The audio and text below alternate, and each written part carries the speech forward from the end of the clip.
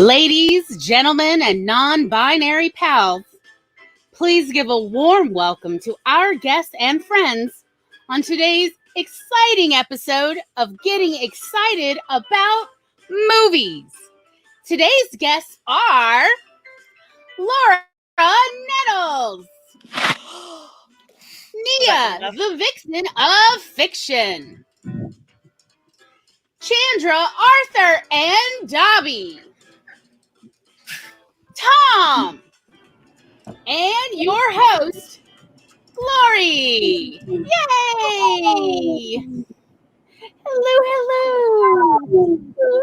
Hello, Dobby.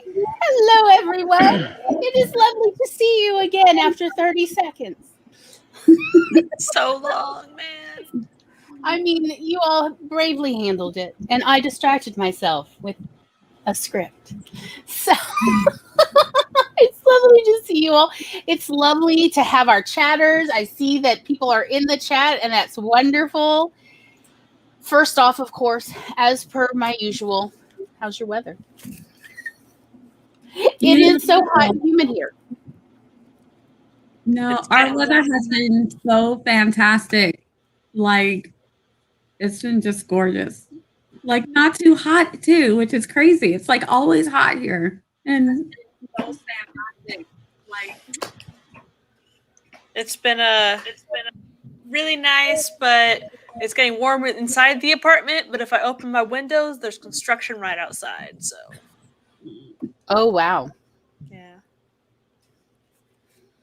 Well, it is already 55% humidity inside my room right now. oh man. And Nice. it was raining outside earlier, like midday. So it's nice and steamy. So,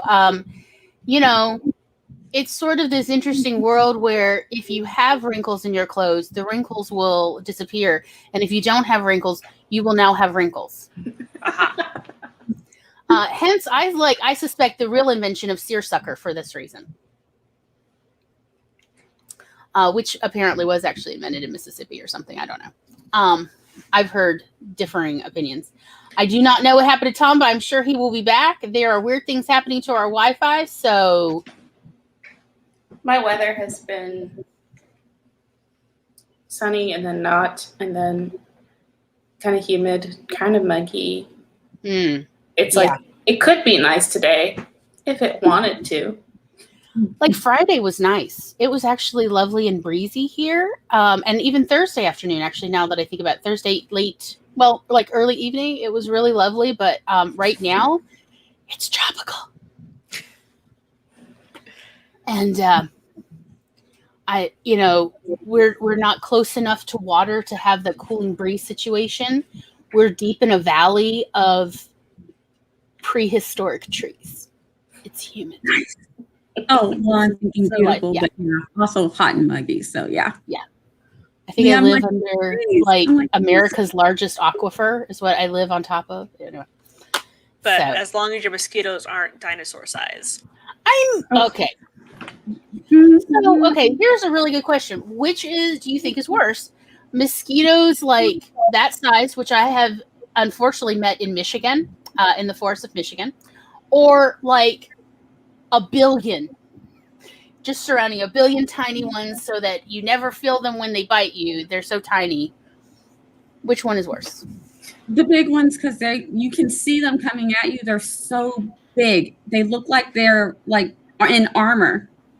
They're I'm like they look like little armored soldiers coming at you. It's like when you I could feel like the ones in Michigan. I could feel them light on my skin. Like, oh, so I was just killing them left and right.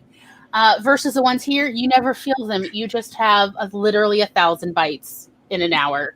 I feel like I feel them all, and I might be that friend that if you have me around, this situation does not impact anyone but me because I am baked. That's my brother. He is exactly like you. It's bizarre, but we're like, when he's around, we're like, oh, good, the mosquitoes will go to him. I seem to attract mosquitoes as well, a lot. So I have a tendency to stand next to fires, even though it's summertime and it's Pod is like, yeah, let's start a fire, y'all. Because the heat will often attract mosquitoes around here to the fire to meet their death, which I am not sad at. Because where I live, we now have the zebra mosquitoes that apparently carry West Nile. So, and I've caught West Nile once already, about 10 years ago, and that was weird. Mm-hmm. Yeah, I'm with Stevie and Eva. I'd rather have no mosquitoes, but we're not going to be that lucky here. Here's a little interesting thing for all those who get eaten up and feel like the sacrificial lamb whenever they go out. They've done research on mosquitoes and who they bite. And if you attract more than everyone else, it's because you smell the most human. Like, it turns out like there's a lot of different factors that go into it. So the more you trip as being human, the more mosquitoes are like, I like that one. So is that why the Avon oil works so well? Because you don't smell like a human, you smell like some weird citronella lemony plant, something. Probably. It confuses their senses. I mean, it's not camouflage. a bad way to smell. I mean, there's worse ways to smell, quite frankly. I'd rather smell less human than. And it is like one of like 3 or 4 substances they've ever found that really does actually repel mosquitoes. Is in the Avon Skin So Soft. That's just Whenever I smell it, all I can think of is picnics. Like, I've now like lived most of my life with the Avon oil existing, and now to me that is the smell of like a cookout or a picnic. Like, if I smell it, I immediately want potato salad, for real.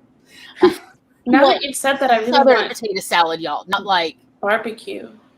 Yeah, I want hot dogs. I start literally looking around, going, you know what I could go for? A grilled dog right now. Yeah, that sounds amazing. Mm-hmm. I didn't think I was hungry, but now I am. We've got this potato salad recipe that we do in the pressure cooker with where you can cook the potatoes and the eggs at once. Wow, which is good. Sounds so good. And well, because if you cook eggs in the pressure cooker, they peel very easily. That makes sense. Yes. Mm-hmm. So like I used to hate peeling eggs, and now it's like, oh, they just come off like a zipper peel. This is fantastic. Where have you been? I see in the comments someone's talking about brewer's yeast, and I don't know what the context is, but brewer's yeast is really good if you need B vitamins. I know that brewer's yeast has been recommended for several decades to combat getting bitten by mosquitoes. Like, it's like what fishermen like, and I don't mean like yo-ho Mahardy, but I just mean like people who like going fishing recommend like eating 2 tablespoons of it in the morning before you go out fishing, and then you don't really hardly get bitten. Because again, I guess it's because you don't really smell human as much, maybe. I prefer the former though. Yeah, or maybe it's B12. I don't know. But anyway, there's all sorts of people. Hello, Eva. It's so lovely to see you after all this time. 5 minutes. And Megan, hello, darling. And Tom is here doing double duty, because I like to say it. And who could Blinker Bell be over on the Twitch? We are streaming on the Twitch, y'all. If you like Twitch better, or you just are a Twitch kind of person, we are also simulcasting. So I'm just throwing that out there for people, just in case. And of course, the comments jumped, so yay. Oh, Charlie is here. Hello, sweetie. I hope you are having a lovely Monday. Diana is here. Hello. Eva says it is 72 degrees and cloudy out. Oh, that sounds so nice. Yes, Tom is dealing with the technical difficulties. So the gremlins are real today. If you have not saved, maybe we could go ahead and save all our works. Back up our phone. Nia may be working on a piece right now. Who knows? I don't know. No judgment, because we are all here to have a good time. And if you feel better writing while we do, or I believe somebody may be cleaning their office today, go right ahead, because we're going to keep you company while you get the things done, right? That's how I like it anyway. Yes. If you're cleaning your office, please make thyself known. Not to call you out, I'm just curious. So they can come to your house and clean your house too. Because writers are all pretty much the same. Yeah. And that's what I love about all of y'all. We all need the inspiration. Yes. Oh, it's almost dusting time again. Whew. Oh, And Phoebe is here and definitely not doing bugs. Hello, sweetie.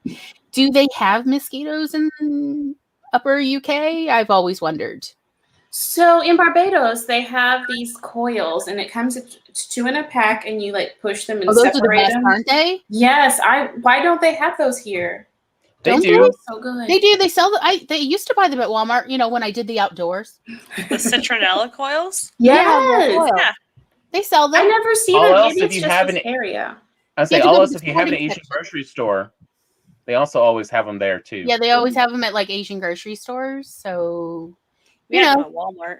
get to know your local Asian grocery. Yeah, I'd rather Walmart- go to my local Asian grocery store than go to Walmart anyway. So I'm just saying, like but it's I can't think of an Asian grocery store I've seen in the last 20 years that didn't have them.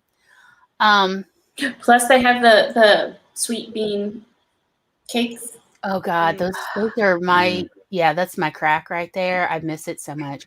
Megan Anyway, is gotta go going buy. Megan is cleaning her office out right now. Yes, we love it. And Michael CB Chen is here. Hello, darling. It is lovely of you to drop by. It's so nice. How is it going? Let's see. Who else have we gotten? All the peoples. Yes, I think so. If I've missed you, let me know. Speak up. 54 degrees and showery. Do you know how much I want to go there right now just for the weather? Also, I'm fascinated. I've heard that Scottish mass transit is a sight to behold, according to Scottish Twitter. And I have heard about Glaswegian mass transit, and I really just want to sit on the bus and watch everybody for like hours. Wait, what do you say more? Are the people on it? Is what's Yes, they are on it, and they are acting like fools. So great for people They're watching. they're I doing a love silent people watching. disco. Yes, the drunk disco, where it's the silent disco is what I guess they apparently call it in Scotland. As drunk people, after the bars close down, they like slowly saunter their way down slightly, ascending roads or whatever, descending roads. But they do it as if they're at a disco, but it's just because they're so drunk. They're so inebriated, they're out of their heads, and they're not able to handle gravity anymore.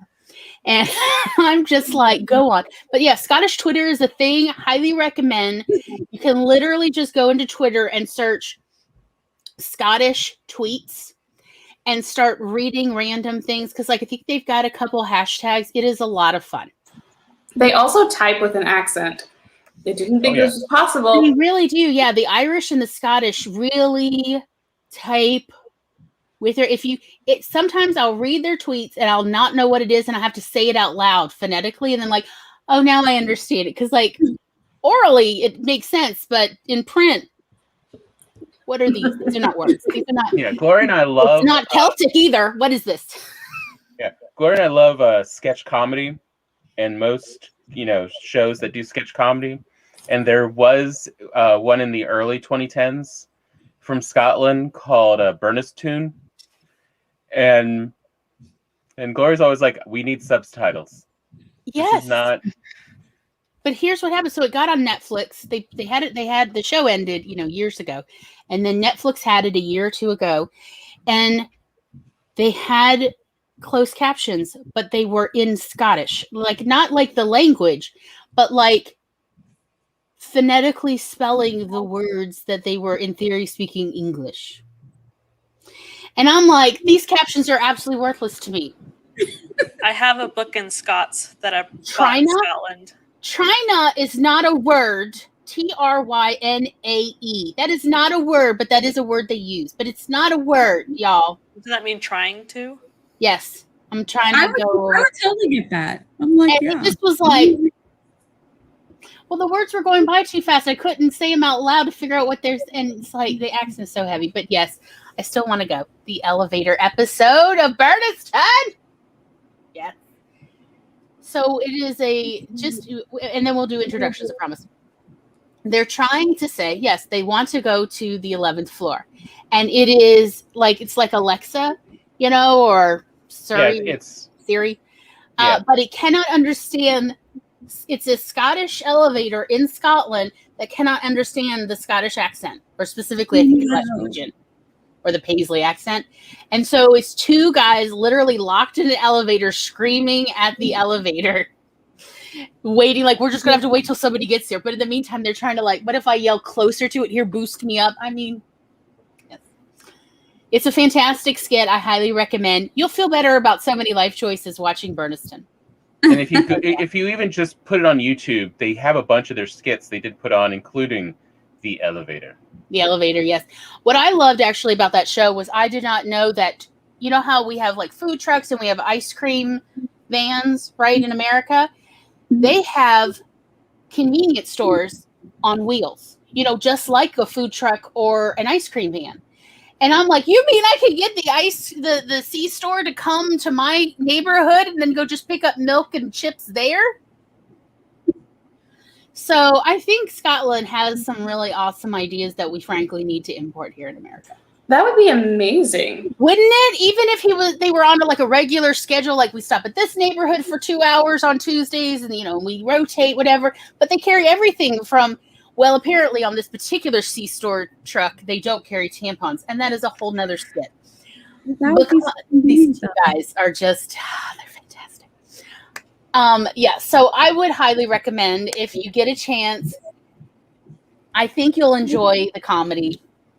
Oh, and they do have ice cream vans. That's fantastic. Yeah, we have ice cream vans here, but we don't have traveling C-stores. Wouldn't that be wonderful if I could just know that, well, it's Tuesday at 8 p.m., so they should be over down at the corner of the neighborhood, so I can go pick up my potato chips, my ice cream, soda, whatever, and not have to actually go to Orange soda, Glory.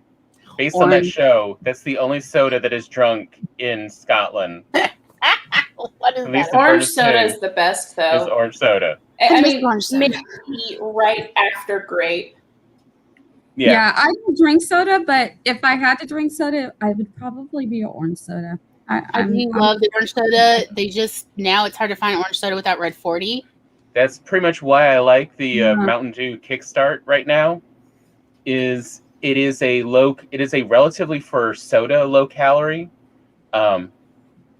and it has actually a really good orange flavor that doesn't have Red 40. There's I don't know if you can get this where you are located, but if you can, it's a Zevia brand. It's sweetened with stevia, and it has no added coloring, and they have most flavors of drinks. And I don't hate them. So, and that's coming from someone who worked in a health food store and tried a lot of things. Yeah. I definitely be willing to try if I could find it. I definitely want to. I think Stephanie showed up. Hello, darling. So, would anybody like to do an intro? You are not obligated to. Nope. Yes. Sure. You know we hate. Yay! Look who's here! It's Laura. She's amazing. Hi, my name is Laura Nettles. I have a channel called Laura Nettles and a website, lauranettles.com, where I post flash fiction, and I just posted a link to a podcast that one of my stories was on yesterday. Yay! So if you want to hear a story that you don't have to read, go listen to the podcast link. That's it. Okay. Is anybody else in the mood to introduce? Chandra? Yeah. Oh, this is big. Hi, I'm Chandra. My last name is Arthur. That way you can find my channel. It has things on it about reading, writing, and books. I also have a podcast called Debated. You can find it on Spotify or Apple Podcasts. Also social media. Yay! Thank you. Nia, you in the mood or? I'll do a really quick one. Okay. Hey, I'm Nia, the Vixen of Fiction here on YouTube. I'm also on Twitch and Instagram. You can follow me there. I write historical fiction, science fiction, and fantasy. I will be posting stories again soon. I can't wait. So follow me on all the things. On all the things, yes. And you have that lovely background with the purple color. I love it. Yeah, it matches my shirt. Yes, it's awesome. I figure if I'm going to be in the dark, I want to at least be matching. I love it. I love purple anyway, and you look amazing in purple, and I'm so loving your lighting. It's inspiring me. Yes. And Yes. and Mikey is here. Hello, sweetie. Hey. And Tom, are you like no? Yes. I don't know.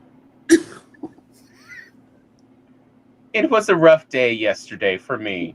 Here's I Tom. don't He's have our resident himbo.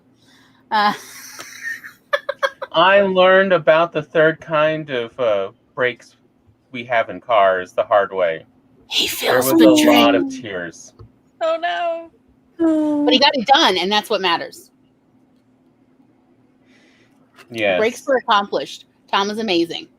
As much as YouTube and Google let me down, and it's like, we don't know what you're talking about. Oh, I forgot about that. This Sorry. is not how it works. So I totally read your name Tide Pod instead of Tech Pod, and I'm ashamed of that. You know, it's a Monday. We're all just trying to make it. It's fine. It's fine. Michael says, I'd love to visit Scotland, but sadly I don't speak the language. I see what part of the world you're from. Canada. Oh, hey there. How's it going, eh? There. That's my Canadian, language dialect, yes. Because I did go to school there, flex. Yes, Laura has an anthology coming out on the 26th. We're very proud. It's not just mine, but I'm in it twice. I mean, but still. Yay. All right, I guess I'll do it. Hi, I'm Glory. Tom? It's Glory. And you've wandered onto my channel, and I'm so happy that you're here. And we're going to talk about stuff, mostly having to do with writers and storytelling, but then, we're writers, so we talk about everything else. And today I'm doing goth makeup, and I hope you enjoy. I do stuff on my channel, and I have Instagram and Twitter, and it's all lovely. I do have nothing prepared. Thank you. There, I have set the bar low for everyone.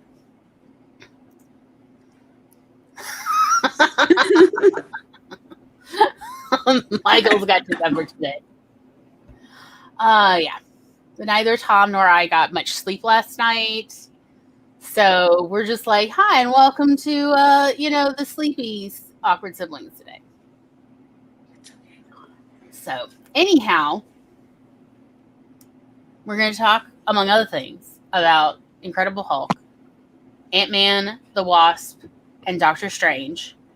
And then, really, I think for us, the whole episode is like the unifying theme seems to be editing and revising. It really can help.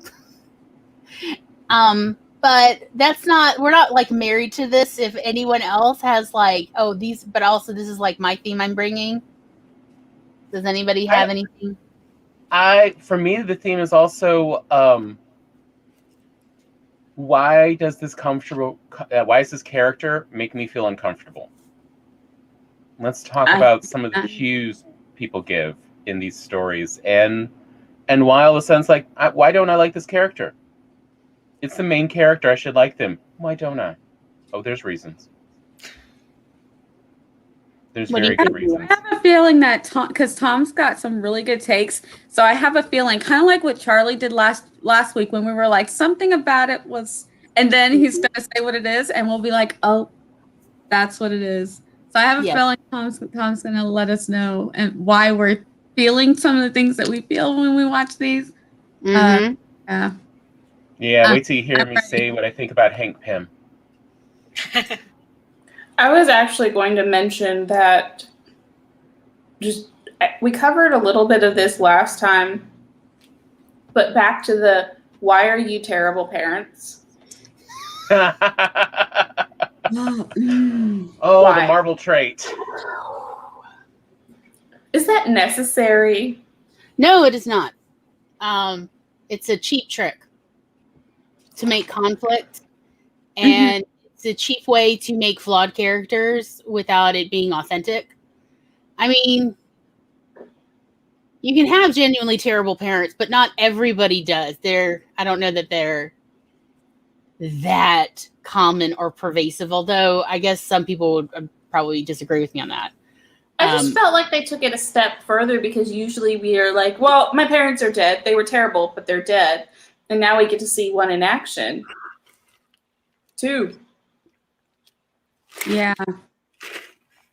So do we want to talk about the parenting first and knock that out? Because Sure. Same CB. I mean, there's always bad. I mean, the truth is that, any good child psychologist will tell you there's no such thing as, improving your child with parenting. It's just you try to parent to do the least amount of screwing them up. Yes. Because kids will develop themselves. They are not a blank slate. Any child who grows up in a secure, loving environment will naturally develop, like developmentally, children require love and a certain concept of security. Like they're not worried that people are going to invade their bedroom while they sleep all the time in a dangerous way. Children mentally do not develop well under that kind of long-term stress. So as long as they have love and security and food, shelter, that whole part of the Maslow's hierarchy of needs, they're going to develop however they were always going to develop. And then the negativity is what adds the spice there. And that's what a lot of parents, their goal is just to not make it worse. yeah. And because, like, let's be honest, like, children have to be taught to be prejudiced. They do not naturally pick up bigotry. They have to be schooled in it, essentially. So, yeah, they're just going to be these sweet little creatures that, grow up to be sweet, compassionate adults unless they are taught otherwise. I definitely agree with that. I think there's, just as a person who had a chaotic childhood, I look at some of these situations and it's just frustrating in that it's every single time. And it's like multiple people, multiple generations repeating the same patterns. And it's like, do you not know how to, either it's like a self-insert, but like the writer's parents, which is weird flex, but okay. Or they just don't know how to and have never studied writing any other style of character, which becomes laziness. And then it's like, it's either study your craft or go to therapy. Amen. Can I just get a round of applause? Study your craft or go to therapy. Writing can be free therapy. Yes. That was actually why I didn't write for a couple years, was I realized that what I was writing was actually telling so much about me, and I felt exposed and vulnerable, and I wasn't sure I was ready to expose that part of my psyche to readers. And then I realized a couple years later that people are very self-absorbed, and most readers probably will never pick up on the part where I'm telling on myself, so I got back into writing. I've had a similar experience recently. It hasn't stopped me because I talk about a lot of that stuff in my podcast. So I'm like, But I also was reading C.S. Lewis's book on writing. And he talks about it in regard to reading, I think was it Tolkien? No, Orwell. Okay, because like C.S. Lewis and Tolkien did not get along. They were frenemies, I guess, is probably the best way to describe them. Yes, so he has some thoughts on some different books and what that was. And actually, he's given the frenemy situation, his review of Tolkien was quite glowing, but his review of 1984 and Animal Farm were like he said Animal Farm was better than 1984 and gave some convincing reasons for it. But one of the reasons was he considered it a biggest, not a self-insert, but where you can see that the author has become more obsessed with a pattern or like a particular piece of the story that they are entranced with, so to speak, and neglected the actual. Yes, exactly. And so that's what he calls out in that specific book. And I was like, oh, but I mean, now that I think about it, you're not wrong. Yeah. Yeah. I mean, I appreciate the concept of 1984 and Animal Farm for the idea behind it. And the allegory. Yeah. And like this idea of like, it is a way to show in like a sort of a half step removed way. So like emotionally, it doesn't feel so close, like directly attacking, my lifestyle, but rather it's a half step removed. So I can look at it a little more objectively and appreciate both of these stories. But I did feel reading both of them that they are overly heavy handed. Like it is not necessary to be quite like, I talk about writing for the drunk and distracted, but this is a little bit more than that. This is a lot more than that.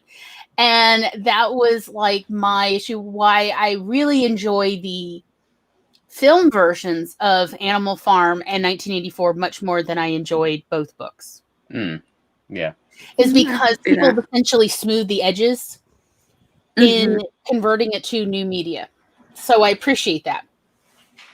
But also the writer who's adapting it doesn't have the same biases or proclivities as the original author, so it's easier for them to make it a better story in that sense. Well, isn't that true of like alpha readers and critique partners as well? Yeah. The more we consult with other minds about a story, more than likely the better it will be because it essentially got collaborated at least a little bit more. Mm-hmm. Yeah, I think that's a lot of people's fear when they have a character that is a bit of a self-insert. Like I always tell people when I'm reading something, I don't mind reading something if you say that this is a character that's based on you or is similar to you, as long as it goes with the story. I think the problem becomes when the story is taking place and now we're focusing on this character or odd things about this character that's like, what does this really have to do with the story? It's because it means a lot to the author because they can relate to this part more, but it's drawing you away from the story. So it's finding that balance and making sure that if you are going to have one of these characters that's a little bit like you or a self-insert, it could be a full-on self-insert. A lot of authors have done this. Just make sure it's going with the flow of the story. You're not pulling them out of the story to talk about. Write another story if you need to do that, Just make sure you're working on it's going with the flow of the story. I mean, I talk like pretty often about how much I love Terry Pratchett's Discworld book series, but yeah, really especially, pretty much from the start. No, I'm not gonna say like from a particular book. It's all like whatever, 30 books. Every book, the game is, where is Terry in this story? Where did the author put himself? He's in at least one character. Often, usually does 3 different characters in it, and you can tell because that character is saying things that really don't exactly jive with Discworld, which is a different world than our Earth, and it kind of shows that he tells essentially in this. Which, I mean, like, but do I mind? No, obviously, I've read like 30 of them, and he very much shows up as the Vimes character, the captain of the Night Watch, or whatever he's. Just the Watch. The Watch. Eventually. Well, I'm just like, is it the Duke? I can't remember. I can't keep up on Vimes's like job titles, which Vimes also talks about.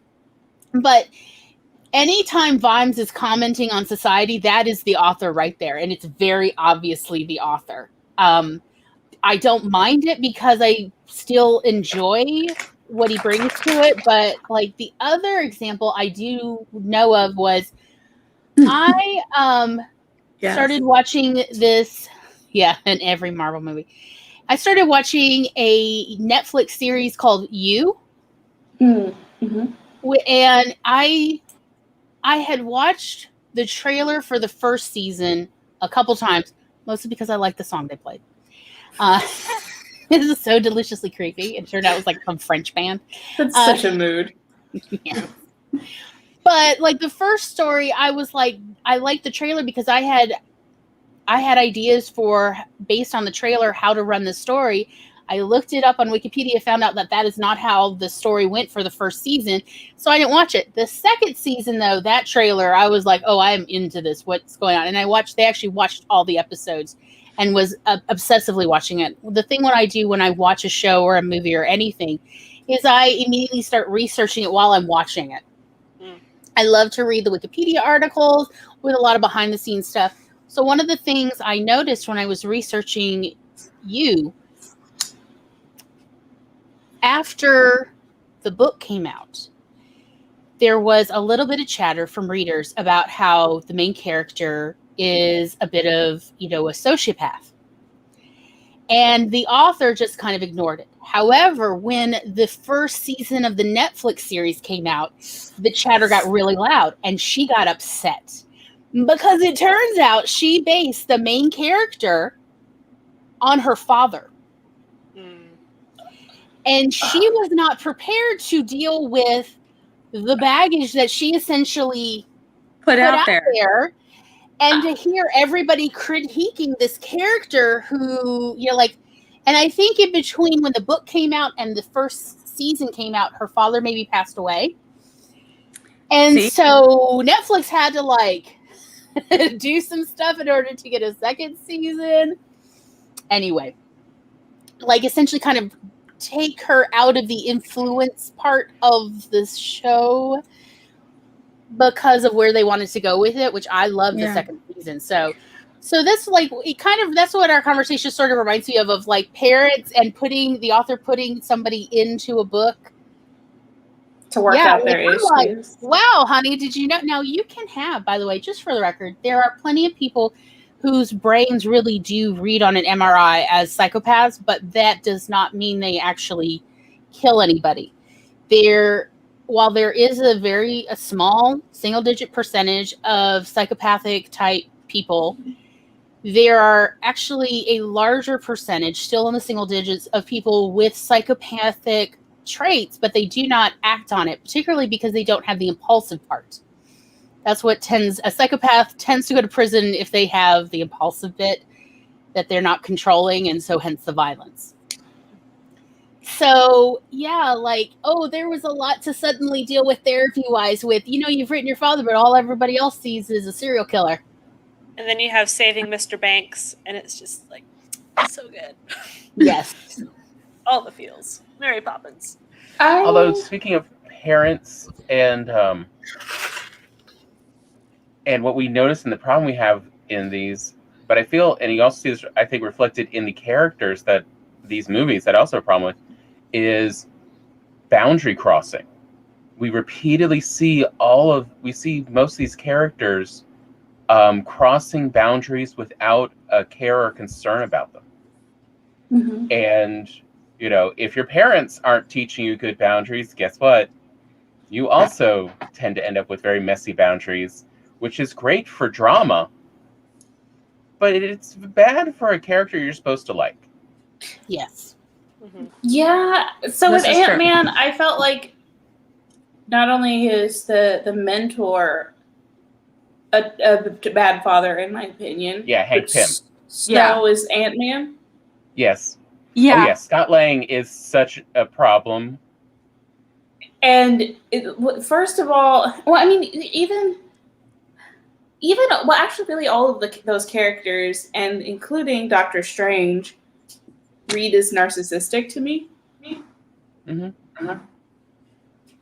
Because Hulk, it's oh yeah, I'm going to inject myself with this, my relationships and life and everything else be damned, and then he can't stay away from his ex, even though she's actually, I really like her new boyfriend. Mm-hmm. I think he's a great guy, just a good character, great guy. He's actually a decent human being. Yeah, he sees her struggling with this, and his response is not to pass judgment on her or the ex for coming back. He kind of steps back and is like, this is painful for me, but do what you need to do. And then for Scott, that's his name, right? Ant-Man? Yeah. He just keeps popping in and out of his daughter's life without making any clarification around it. He doesn't respect hey, you really weren't invited. You're kind of making a scene, and there's a reason you've not been here. Because he's thieving, gets caught, and then is not able to be there because of his life choices. And he's okay with that. But then he expects to just be able to pop back in whenever, and we're supposed to like him because of that. I feel like that's kind of a trend, like Deadshot in Suicide Squad. Mhm. Like an assassin, like, oh gosh, teaching his daughter about like angles of trajectory on how to assassinate people from math class. And we're supposed to love him because we get the most backstory of him of all the characters. And it's just like, well, like quality time doesn't mean that you should be having quality time. Yeah. And it's like somebody is feeling jilted in the writer's room who's like, man, I'm behind on my child support and my wife won't let me see the kid or something like that. It's like that's the way it's supposed to work, but we're also now supposed to feel sorry for the guy who's making all the bad decisions and doing all the wrong things. But she's right. Straighten out your mess and then you'll get your regular visitations. But it also puts Scott the kid in harm's way. There's a reason these people, like, there's a reason they were in jail. There's a reason they end up being a superhero, and it's because they're really problematic in other ways. And that they bring that, you can't cut it off and be like, well, I might end up in jail tomorrow or might be hanging out with my kid. And if I am hanging out with my kid, the same people who've been after me might decide to come after me then. And then we have the bad step parent, the guy. Oh, I can't think of what his name is, but he's so like, you don't have to gloat at the same time. Okay, the way that he like is like acting like it's his daughter, like you're not even married yet, and you're just rubbing in his face. This is not good. This is not good for the child to be seeing. Like none of this. I don't like any of this. I'm glad that they fix it, kind of, in the end. So you see, by I think Ant-Man and Wasp, they're all like super, like we're all like friend family now. But the beginning was like super weird. So if all of this weird tragic stuff hadn't happened, y'all, this is what your life for the next 18 years would have been. I mean, think about it. Although for most people is this bad situation with the deadbeat dad, and then the dad who's the stepfather who's just steps in and just wants to act just to shove it in it looked like he was just doing it to shove it in his face. Like, I'm the dad now. I got your wife and your kid. That's just how he was acting. I didn't see that as much, but I did see someone who just, like, he didn't trust Scott. He always kept seeing in Scott was someone who was a bad influence. And he wanted to keep that away from, his daughter. As I said, like, he is the fiance even at the beginning. But he didn't have a problem like egging him on at the party. It's like, for me, I don't know. I've not been in this situation, but I'd be like, well, you see him essentially. He's outside and talk about this, and like, even when he was saying bye, he's all holding the daughter. Like, it's just awkward. Like, it's shown in a way that doesn't need to be. You're throwing the out. He doesn't get to stay at the party. You don't need to be really kind of rubbing salt in the wound. But also, he's been a bad dad up to this point, and he's made a lot of bad decisions. I think parenthood is something that has to be earned. It's not like a right of, sure, you biologically contributed to make a child, but if you are not there and making the sacrifices to be there, like Scott, who would rather commit crime than and go, oh well, someone else will take care of my daughter all these years. Like, no, you have a responsibility to another human being now. So that means you don't get to commit the crimes that you feel are justified. It's not okay. It's not okay. You can go back to your life of crime after she's done raised, Right. And instead he made a different choice. And I'm like, he did not retain that right for parenthood. He needs to re-earn it. And instead he's just like, it's like, watch me not care. So And I'm all wondering. badness is seen as cool to the daughter. It ends up being really cool. Oh, Chandra, the gremlins. I'm telling you, y'all, the gremlins are real today. Yeah. So I'm wondering what the writers have to go through to write one of these movies, because they have the comic books, they have NDAs where like you can't just have beta readers, because But you if usually a- have a writer's room Yeah. of writers writing these scripts. It's not just one or two people. So Incredible Hulk, from what I gather, this was before they'd made the Marvel Studio writer room. And that was, the script was written by one person, and then Edward Norton edited it. And then I'm not going to get into politics, but apparently they refused to acknowledge Edward Norton's contributions to the script in the credits, and there was a falling out, whatever. Okay. But soon after that, they made a Marvel Studio writer room. And that's where they essentially workshop a script. And then after that, when they're finally going to start greenlighting the movie, apparently that's when they hire additional script doctors to then edit it for the film itself. So they kind of usually base the original script from the writer's room off of something that happened in one of the comic books. Looks like it's mostly from the 80s and 90s, actually. I guess it's the 2008 one, CB. So that seems to be the Marvel Studio process at this point. Beyond that, it's just whatever the executives want. That's what the script doctors will edit for.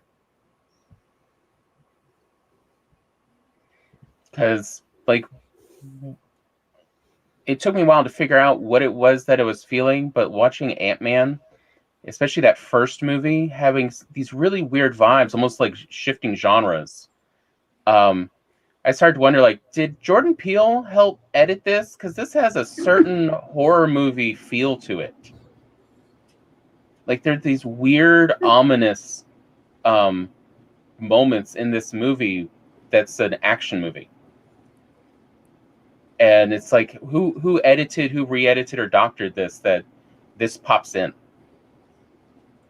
Versus the Hulk with Edward Norton definitely feels like it's Fight Club Part 2.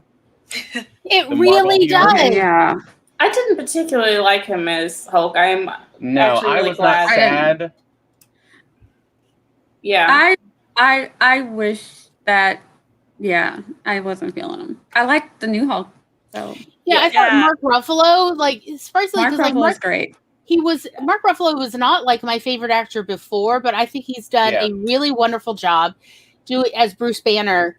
And like, he's a much better ensemble actor. I think Edward Norton was really playing Edward Norton and I wasn't as much into it as Mark Ruffalo really does become this tortured. I question his scientific ethics, but scientists,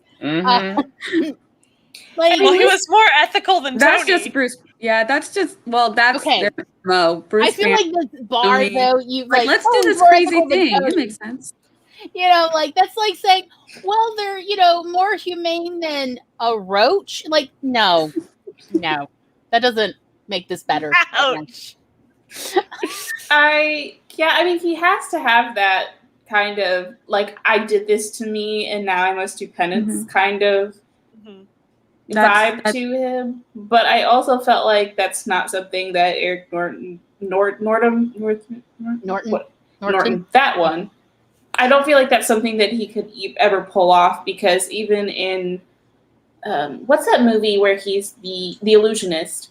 I love that movie. It is such a good movie. I love the movie, but he is the same person in that and Fight Club and Hulk, in my opinion.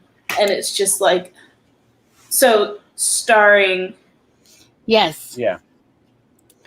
Certain actors that are always themselves. Like, yes. Like Anthony Hopkins, it's like, where are the children? Cage. Are they safe? Like, Anthony Hopkins could be playing Santa Claus, and I would worry about the children.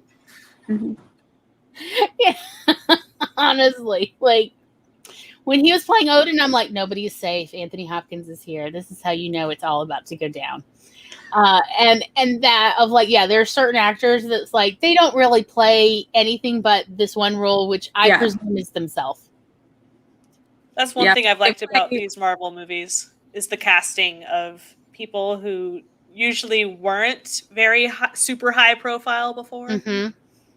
They are now, but yeah. Yeah, like I really liked Scarlett Johansson as the Black Widow throughout. Like that was really good casting. Yeah.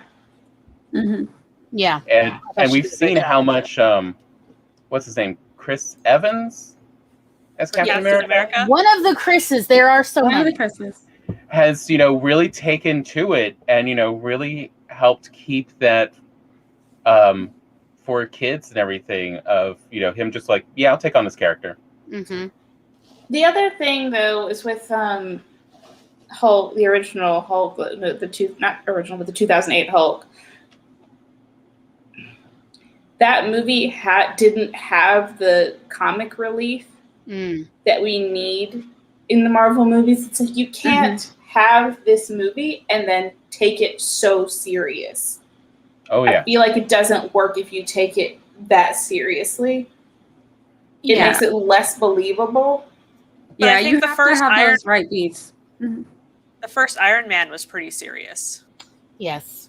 It was. It still had better comedy in it, though. But yeah, it had jokes in there. Like Tony was always wisecracking. I even remember the doctor in the cave. I can't remember the guy's name, the character's name, but even he made a couple of wisecracks. Right?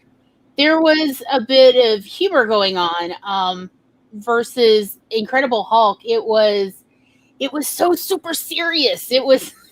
And there's so few lines. Yeah. Like, there's literally so little speech in this movie. There are only 60 lines in this movie? It's so quiet and yet so boring. You're green, and there's bad CGI in the background. Stop trying to be so serious. Okay, but I loved the CG in Ant-Man and Doctor Strange. Yeah, okay. Yes. Doctor Strange, I was going to say Doctor Strange had some great, with the way the buildings were folding. Visually, I like that. Yes. Innocent. There we go. Yes. Like, y'all, I'm bad with names on a good day, and that's people I've known for a decade. Yeah. So, and one of the other things I think that Ant-Man did on certain parts hit those comedic parts really well, especially with the fight scenes on the first one towards the end. Just because you're shrinking things. The Troy train. You just go ahead and let it be funny. Because it's little toys. So it'd be like this big bump, and then click, click, click, with the little train goes. It's nothing to us, but to them, like everything. And it's a great little comedic piece about how important things are in the moment to you, but to the rest of the world, it's like. Yeah, unlike the Superman fights, there goes the city. We're just going to destroy the entire city. That's how we show our emotions in our fight, is we're going to wreck the city at the same time. Though, with Ant-Man, the thing that I really did like was usually that character would have been killed off first in any other movie. Mm-hmm. Oh, yeah. You guys are going to love what I bring up about Ant-Man after the break. Oh, boy. Are we about ready for a break? Yep. Yeah? All right. Get the water, do a little stretching, maybe a snack. I'm just saying, it's a Monday. Or, whatever works for you. And we'll catch y'all all back here after a 10-minute bio break featuring Roy. He's so cute.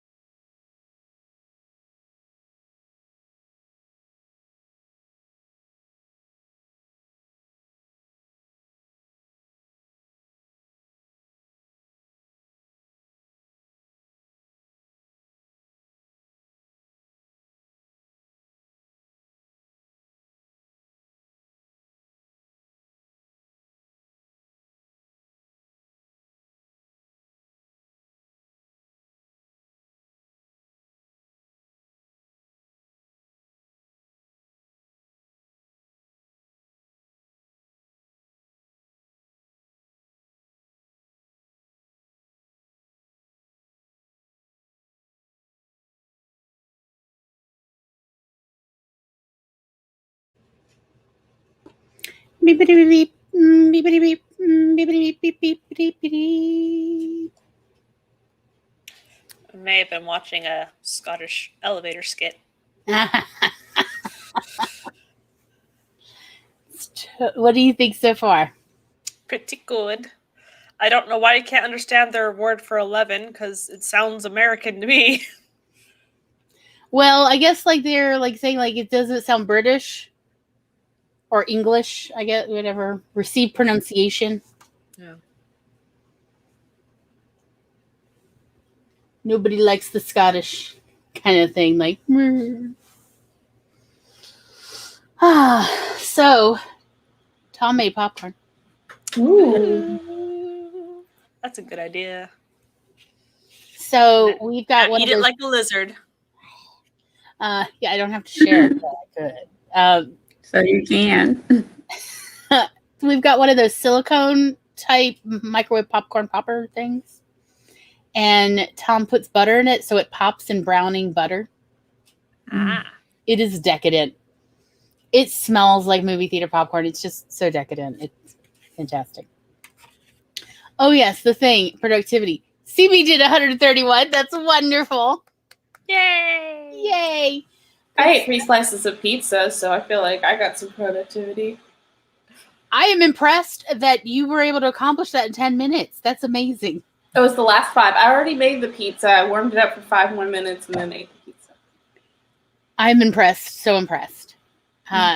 Megan says, I've spent the past 40 minutes cleaning off this desk and it's still a monster mess. I give up for now. Progress has been made. Progress is progress. So he says, now you know why I have such trouble with voice to text software.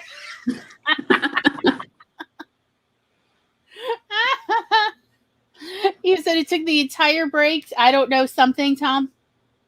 For a story to upload to our Ollie boy. Ah, okay. And Maggie got 191 words. That's fantastic. Nice. Eva wins. I stared at nothing. At walls. Oh, Eva's no. accomplished cake. That is amazing. I stared at nothing for like a solid 4 or 5 minutes and then went, oh yeah, let me put Laura's other socials in the banner for the outro. Ow. And that's literally all I accomplished. That and frankly, y'all, I watch puppies. I did I watch watched puppies puppies. while I ate. Yeah, I was eating cheese and cranberries and cashews. CB, that's what we're having for dinner tonight. Mm-hmm. Nice. That's what I had for lunch. Mac and cheese with cocktail weenies in there and a side of broccoli.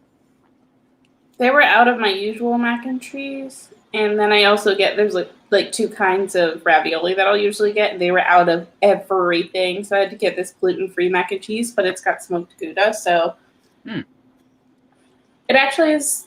Hopefully it's good. Yeah.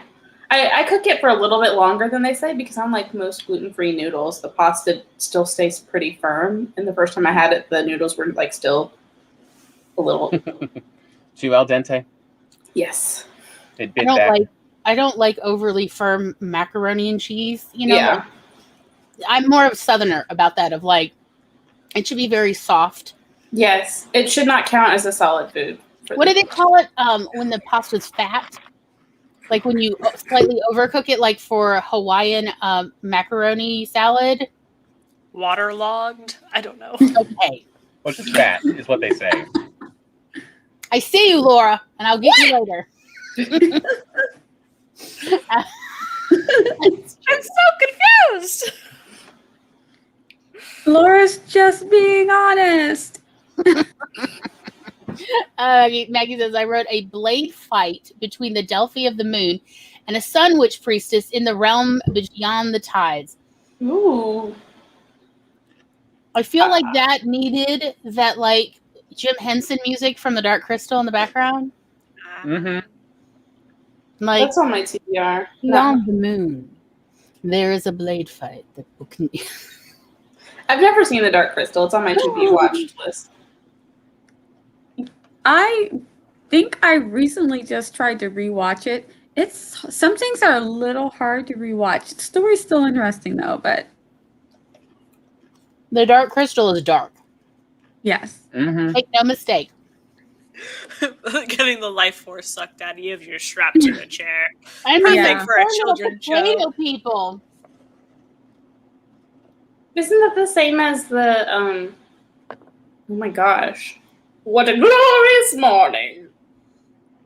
Same concept? Mm. Makes not me sure. sick. That one? The Song of the South? No. What are we talking about? I'm lost. It's about What a sucking glorious souls day out of. for a wedding. Oh no. No, the Halloween one. But it's like right here. Corpse Bride? Tim Burton's one? Thackeray Binks. Hocus Pocus. Thank you. I was like, it's right here. This is like a charades, not charades. Yeah, we could play the game Password. Yes, thank Yeah. you. Yeah. You I just can't even shout out say some it. phrases, but you can't tell us the title. Ooh, Mia, gotta what guess if it. during chat number 4 on the write-a-thon we do Password? We do writer Password. That would be cool. Yeah, I was That trying would to be fun. Like everybody guesses. Like only one person knows. Like obviously I can't participate if I'm sending everybody their words. Yeah, But I The words like thinking about doing a game for the sprints, but I was like, no, because I've done that before with somebody else, and you end up spending the whole time you're supposed to be writing, trying to figure out Yes. puzzles. So I was like, okay, I'm not going to do that, but I am going to ask questions just for fun. But I was like, man, it'd be kind of cool to play a little game or something. So that's a good idea. Yeah, I was trying to think of something that like is not overly stressful. Like I want a fun game because I wanted more of like, I mean, like, okay, y'all know me. I'm never chill, but like it's my goal to have a chill streak. I know. We Why always would you what want we can't that? have. But like, I don't want other people to feel stressed, I guess is what I'm really getting at. And I was like, ooh, because like Tom and I play the Password game all the time. It's called Two Autistics Trying to Have a Regular Conversation. So, I mean, we have fun with it. CD is mood. Honestly, Of my all the biggest words. Of all the words you can't remember. My biggest regret about this is like when I'm at work, it makes me seem like not professional or like I don't know what I'm doing. And I'm like, I absolutely know what I'm doing. Just don't ask me to talk about it because I can't word. It's why I write stuff down. Yes, I rendered exactly. the thing. Yeah, like if you want a step-by-step how-to, I can do that. Let me just give you this how-to. I'll make it. I'll email it to you. Run through it. Let me know if you have questions. Email me your questions. I sound very professional on an email. I agree. That reminds me. Hi. If you're here on this channel and you are having a good time, maybe consider liking, subscribing, ring the bell, share with friends. And might I point out, maybe you don't know, if you click the description below, all of these lovely people's links are down below, including, if I could find it, their coffee thing, their Patreon, whatever they've got that I could unearth. They are below. May I highly recommend sharing the love and support. That was a lovely commercial. Oh, thank you, because I did not have a script. I meant to do that earlier, too. I forgot. ADHD's real. What was that old commercial? Was it Red House? Was it Red Barn? So funny. Do you realize everybody on the panel today has curly hair of varying Yes, I levels? did. I'm like, it's a curly stream. Yes, Tom, show your locks. Yes, look at that. Oh, so Oh, King in the North. Oh, he's got some gorgeous hair. Look, I'm the ugly one in this family compared to Tom, y'all. I have come to accept. It's taken me 4 decades to accept this truth in our family, but I'm the plain one in this family. Oh, well. Tom's always been the pretty one. My brother and sister have this like really nice, loose, flowing curls. And then I'm over here like, I'll be there in 4 hours after I wash and brush my hair. Which your hair looks amazing today, so good job. You're doing great. Thanks, I washed it. Yeah, I got this stuff called like, what is it? Like 7 Goddess oil or something from Carol's daughter. And that's what I've been using, and it has actually helped. Ooh, I might have to check that out. Yeah. I have to change my hair products periodically, not because they did anything wrong, but just because my hair says, no, thank you. I don't like this anymore. That's a real thing with curly hair. I've read several scientific articles about that, actually. So that makes me feel better. that is a real thing about curly hair. And it's not buildup or anything. There's nothing wrong with the product. It just has to do with the nature of curly hair, time, weather, hormones, the whole thing. And like, so yeah, curly hair people have to have like a panel of products. Yep. Mm-hmm. And whatever shampoo you buy, you need 2 bottles of conditioner. Yes. Yep. Yep. I That's conditioned really my hair good. last night. I did not wash it. Right. It'd be like that sometimes. Yeah. You know what I else do that cracks all the me time. up? I people are condition like- my hair every time I'm in the shower, but I only wash it once a week at most. You know, like do a real, like, it's really more like trying to wash the scalp. Yep. And not so much the curls. When people are like, why don't you use one of those 2-of-1 shampoo and conditioner? Yeah. No, also it's so high in alcohol, it dries out curly hair so quickly. It's just like, because I love my hair, that's why I don't use that stuff. Although I will say, like more than a decade ago, I swear they've changed the formula, or maybe as we were just talking, my hair's changed. But the old Head and Shoulders 2-in-1 from the mid 2000s, as long as I remember to put it in at the beginning and treat it as a conditioner and not wash it out for 10-15 minutes, it actually conditioned pretty well. This stuff now, no, it doesn't work so well. The biggest change I made for my hair is that I never wash conditioner out ever under pretty much any circumstances unless I'm double conditioning. And I left it in for a while and then I rinse it and then I put more in and I leave that. Yes. I do that often. I have to Yeah, be careful not to leave conditioner on my Especially- scalp because it'll feel like I'm suffocating if I don't rinse that out. But then I just reapply it to the ends and scrunch and then get out of the shower. Yeah, I can't leave conditioner on my scalp. Yeah, I just have to leave the conditioner in my hair, but also because I work out so much and like my workout is like a sweaty workout, and I cannot wash my hair all the time. Otherwise, it's that's a impulsive. good recommendation for a conditioner right there.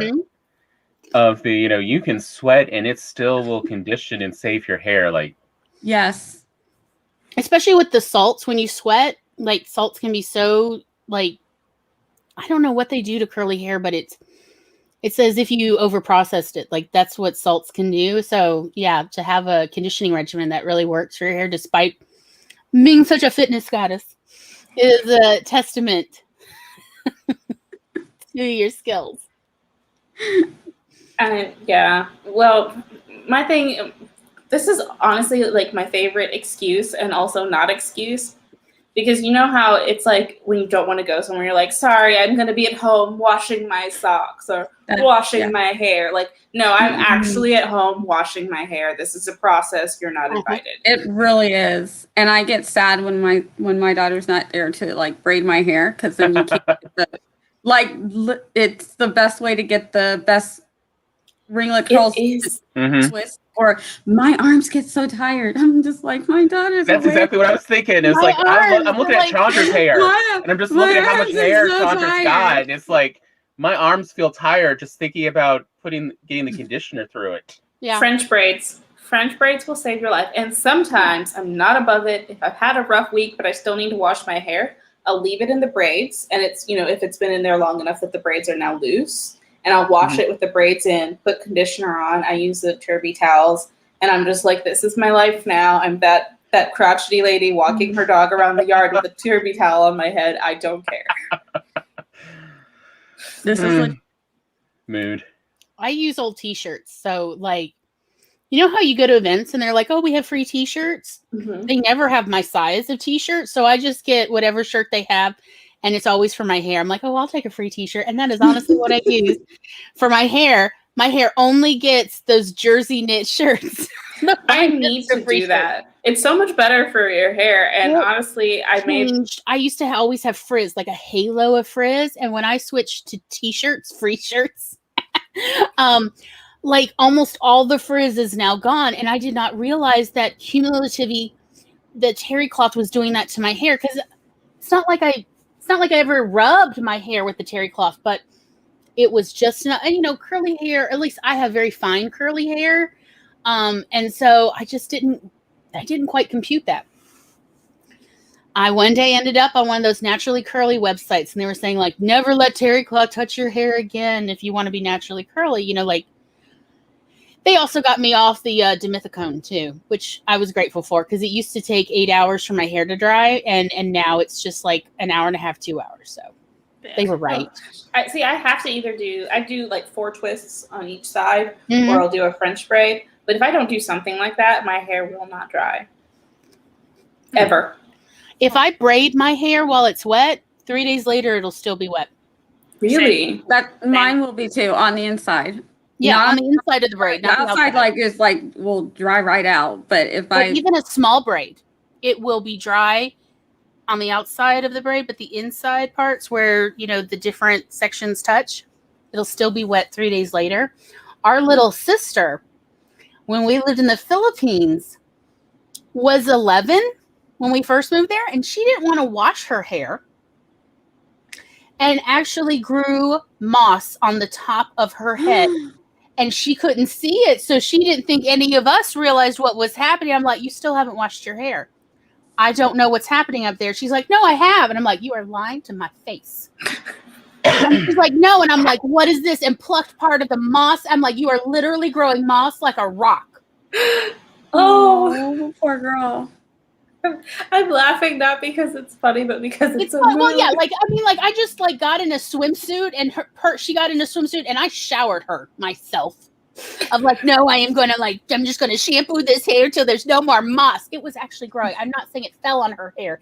It was literally growing between the hairs. It was like, why? I didn't know this was humanly possible. I didn't either. Yeah, well, a tropical country, no air conditioning, and she was a very active kid. That's straight out of a Mrs. Picklewinkle book. Yes. So everyone, feel free to have any little character have moss growing their hair because the little kid doesn't want to take a bath or a shower and wash their hair. Because they didn't have heated water, so you had to put cold water. Like, it was we lived at the base of a mountain, a snow-capped mountain in the Philippines. So the water that came down off the mountain was ice cold despite living in the tropics. So she didn't want to, and I'm like, I will warm up the water on the stove and I will just make a big vat of warm water, but we are washing this hair. I had at summer camp one time, they only gave us 10 minutes to shower, which was fine, except for I can't go a week in the summer without washing my hair. And so I finally went to go wash my hair, not because I was excited about it, but because it needed to happen. And I'm in the shower for like an hour, and they're like, you're missing dinner. We can't go without me. I'm like, you're going to have to go without me. I have to wash my hair. She's like, well, wash it faster. I'm like, all right, miss, I have pin straight hair over there. Unless you want to physically come in here in the shower with me and scrub my head and help me rinse all this soap out, then you're going to have to wait. Yeah, no, that's one of the things whenever my girls went to camp, because they're both mixed and they have like hair like yours, Chandra. It's just a lot of curly hair. I said, I understand that this is a 10-minute shower situation, or like the shower time was really quick. I said, when it's time for them to wash their hair, they need time to wash their hair. If they come back home with broken hair, again. So just really quick, acknowledge. Sometimes you have to just be mom and be like, look, it's not a vanity thing. It's not vanity. Right. It's not about being vanity at being at camp. And I'm like, no, it's so to save their hair. Don't send my children home bald. I will come for you. Well, and as Maya Angelou said, hair is the glory you share with your family. Don't ruin this for them. You know? It honestly, it didn't even matter. They did try to come for me, but I was just so stubborn at that point. I was like, come at me. Like, you're going to have to come in here. I'm not wearing anything. I'm not going to put anything on. And then what are you going to say? That you're like, how's that? You're like, I was like, what? And it also was a very religious camp, so they couldn't. And I knew that. And I was like, I will You're like, Google you yep, with your I'm being Bible. And say, Chandra, I'm looking at your hair, and I'm just thinking about Firefly and that line to Oh, Shepherd yeah, Brook. it is. Yeah, to Shepherd Brook of like, how does your head not cave in from so much hair? There's just so much. Because I mean, really, you got the volume on that hair. Yeah, you do. Yeah, it's like, it's actually quite like docile right here. And then it's like not, and then it is, and then it isn't, and it's just. I feel like your hair in another life, its own other life, was a mullet. It's possible. And it's just like all party now. It's like, no, All we party, up no front. business. My You're not holding me back anymore. No, my friend actually, we were in Mexico, and my friend was like, your hair needs her own name. Mm-hmm. Yes. She has her own personality. Her name is Sheba. You will respect her. So I was threatening to shave my head. And she was like, leave Sheba alone. I was like, okay. I agree with your friend. Leave her alone. Yeah. She's doing a great job. That was my plan was, though, after I went pink, was if I didn't like it, that I was going to shave my head. Because I've never had short hair, and I'd never had dyed hair before this. I could see that. Yeah. This is where my hair is right now, and my neck is so short that my hair keeps rubbing my shoulder, and the curls just interweave. So after every Tuesday, I have to oil and brush out my hair to get all the snarls out that are coming from it being this short, and then they just keep doing this the whole show. So, because it actually has grown out, but you can't tell because the curls just go, no, we're here to interweave. We're fine. My hair is actually like waist length. You can't really tell. Yeah, I believe it. Yeah, I believe it. And my hair your hair reminds me exactly of my daughter, so I know. Even my daughters can literally curl their hair so much it's shorter than mine. Looks shorter than mine. When they straighten their hair, it goes down. I just cut my older daughter's hair, and it's down to the middle of her back. So when she wears it really curly, it looks really short, and it's like it's not. Yep. Yeah, I'll have to, since we're all going back to socializing outdoors again and meeting people.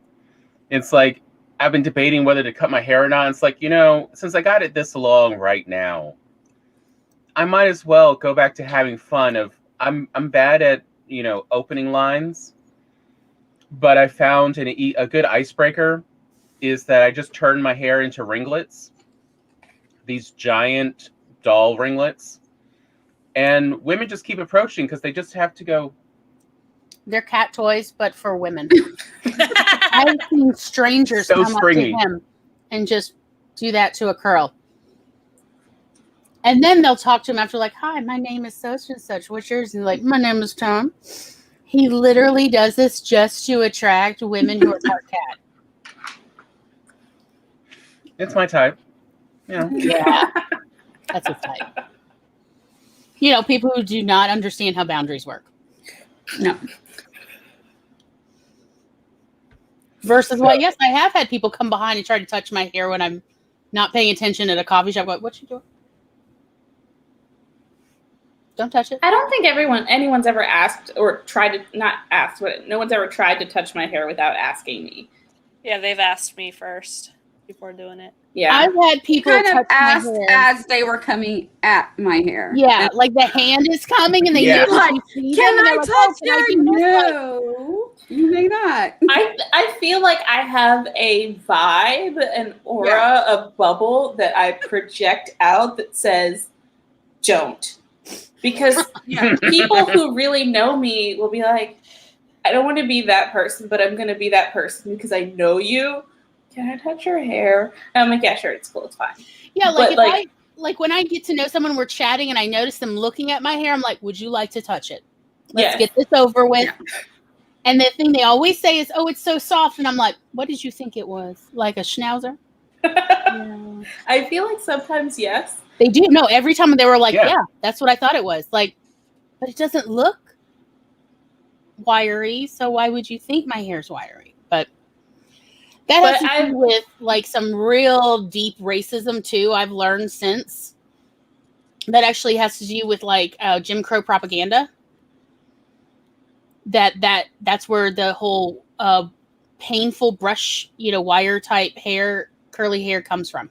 This myth. Yeah. Because I have never in my entire life touched any curly hair that felt unpleasant, like head hair. Beard hair is a totally different area, and you never know what you're going to get. But head hair, I've never touched curly hair that wasn't lovely to soft to touch ever. Now, straight hair, famously, was it George Clooney? Yes, like he said he had hair like a kitchen bristle brush or something like that, like a fuller brush or whatever. He cuts his own hair. Yeah, with a Flowbee. That's why he said it works, because his hair is so bristly. That cracked me up.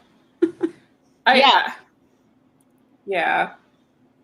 Oh, maybe permed hair has. It's been so long since I've known anybody with the bad perms. The 80s perms. Y'all, My mother had those. Yeah, it's like some of y'all may remember the 80s and early 90s perms.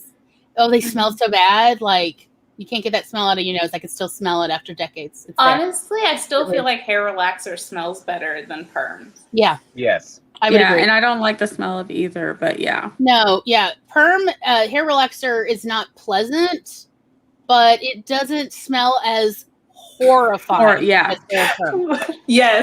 that comment. We still have this form. And by the way, Chandra, if you need a form, I made a minion form. If you would like to be my minion, here's the form. I made this 20-something years ago, and you can edit it. It's an editable form. You can edit that and then just start passing that out. Yes, please. But Chandra, I'm not surprised. You did survive as a tween teenager going around. What was it? Memphis. Yeah. Yep. I'm telling you, it's a vibe, and I have really bad RBF or really good RBF. Effective? How about that? Yes. You have effective RBF? I do, and people, there's just this this limit up to which people do not generally cross, and then it gives me the opportunity to be like, yes, you may proceed, or no. People who only talk to me a few minutes, they're like, I literally had people like, I just met you, and they want to say bye with a hug, and I'm like, how? But I know I have that very, I know I do. I smile all the time, and so I know that's the vibe I give off. So I usually try to keep a distance, so I see these things coming. My face also says things without my consent. So, is your face fluent in sarcasm? She is. She'd be saying stuff. Sometimes I'll have this 5-second delay where my face has said something, and then I see their face, and then I realize that she must have said what I was thinking, and I'm like, I have worked really hard to train my face into the one you see now, but you can see occasionally the RBF comes back. And I worked so hard to train it because when I was a teacher, you don't want to be scowling at children all the time. I had some kids who would have definitely developed complexes. So I was trying really hard to smile, smile, smile, and smile with your eyes so you don't hurt their hearts. But yeah, it's like, hello, everybody. This is why I don't children. What can I say? I frankly prefer the company of children in an educational setting because they are not bitches like adults. I think so if I ever taught, it would be adults. And my thing there is I just care so very little. Here are the rules. This is what is fair. I've already said this. You can communicate with me like an adult or don't. Children will actually follow the rules, far more likely at least to follow the rules than adults will. Yeah, but they just talk so much. And they are enthusiastic. Okay, maybe you should be the one wearing the goth makeup today. Probably. But it's I was at the pool with some friends the other day, and they were there was these kids that kept coming over and were eating chips at our table, and they were just they'd just been telling me oh, these kids were over here. And then the kids come back and everyone's just and I'm like, this is why they are here. if you just make a face, like it doesn't have to be a mean face, you just be blank, neutral, 0. Give them nothing. There's 0 engagement, they will go away. I don't know. Like, my kids, my students, like, we just had a sort of, I was able to have a chill vibe in my classrooms because you don't want them overly excited. And it was just really nice. They were happy but quiet. I liked it. They all liked it. It worked out really well. It was a very ADHD, autistic friendly classroom. So I think like children are more likely to listen to instructions and follow them than adults even. At least adults won't read signs. At least children are trying to read signs and see what they're supposed to do, where they're supposed to line up. I'm like, I can work with this, you know? I much more a series of unfortunate events is my like supervisionary style. I also did VBS for a couple of summers. Why'd they let me do that? I was a church school teacher for a year. Why'd that happen? Have you met me? I've noticed they tend to get all the young people eventually involved with that of like, here, don't you want to make some of your own? And it's like, no. I mean, yes, but mine aren't going to be like this. Yeah. Because I was talking to somebody else about it, and they were like, you know, like, well, when you have kids, you have to do sleepovers, and you have to do this. And I was like, no. It's nice if you can do those things, but I'm more of like a hobgoblin. So to bring us back, Maggie was like, let's talk about hair and the characters. I hope everyone has enjoyed Curly Hair Talk. Yes. It's one of the rare panels where everybody's got some locks here. Just take me by the nose and drag me back because I'm like, squirrel. Yes. Yeah. Same. And it's like, did anyone have good hair? I was thinking about that, but I feel like Captain America has good hair, and like so many of the others have good hair that the hair. I know, but Edward Norton and in the Hulk movie, Ant-Man stuff, and Doctor Strange, like, but did anyone? Liv Tyler's hair looked great. I think not in the first Ant-Man, but in Ant-Man and Wasp, I think Evangeline Lilly's hair was fine. In the second one. Or in Ant-Man and Wasp, I should say. In the first Ant-Man, when she had the wig, was that her real? That was not her real hair, was it? Because it didn't. I don't know, but every time very little hair is real. It's the Egyptologist, Indiana Jones.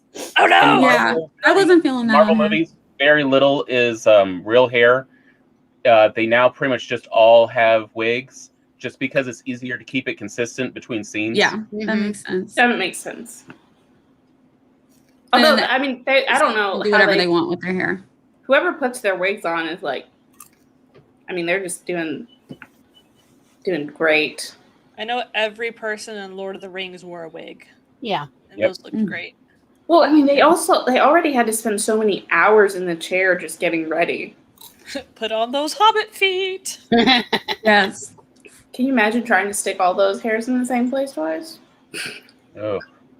You forgot to brush your toe hair. Yeah, Thor and Loki. Oh, I'm jumping ahead, but yeah, agree on those. We can talk about the ones that did have gray hair.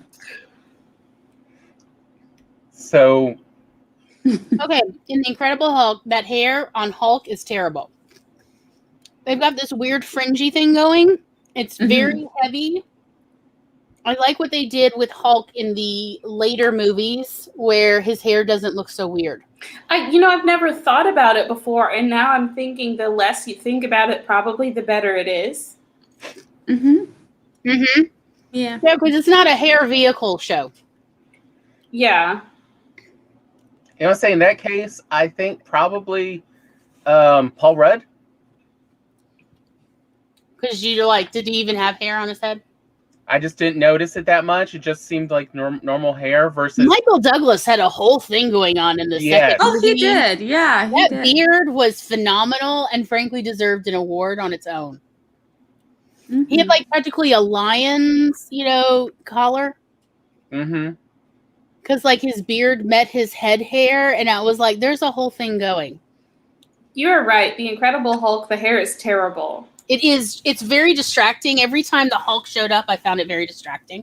And I almost said something while Tom and I were watching, but I didn't want to distract Tom with my why the hair like this? This is the worst bangs ever. No, instead we talked about why can't Edward Norton take a shower? He's just so greasy. Why is he so greasy? Like, I think that was partially a stereotype based off of setting. He looks like he must smell terrible all the time. Well, I mean, he bled into a soda bottle, so probably. What does that have to do with anything? I just feel like, just like you cut yourself and you don't notice because you're already just like, bleh, and it doesn't really feel any different. And then you're like, and just blood goes everywhere and then people die. That's the entire movie. Badly summarized. I was disappointed that they had Stan Lee for that scene and did not even tinge him green. I felt very let down. I'm like, can't we get a little mini hulking of Stan Lee? It would make sense, but then we would have to have a movie for every eventuality of Hulk. I would like to watch the She-Hulk movie. Thank you for bringing that up. Yes. Yeah. Another Marvel character whose costumes are what? I mean, isn't she supposed to be like Bruce Banner's cousin or something? Yeah. Why does she have to be the cousin? Because they already had the bottles and they could have just made it like, blood did go everywhere. We don't know where they are. She got it as a blood transfusion, not as like a gastrointestinal. That was just gamma poisoning versus she got the hulkening. You're right. Okay. Nah. Yeah. Okay. Also, on the Hulk with the sound thing. What was that? The sound? When they have him stuck between the two truck thingies. The sound cannons. Yes. That's a real thing. I know it's a real thing, but why did we think that was going to work?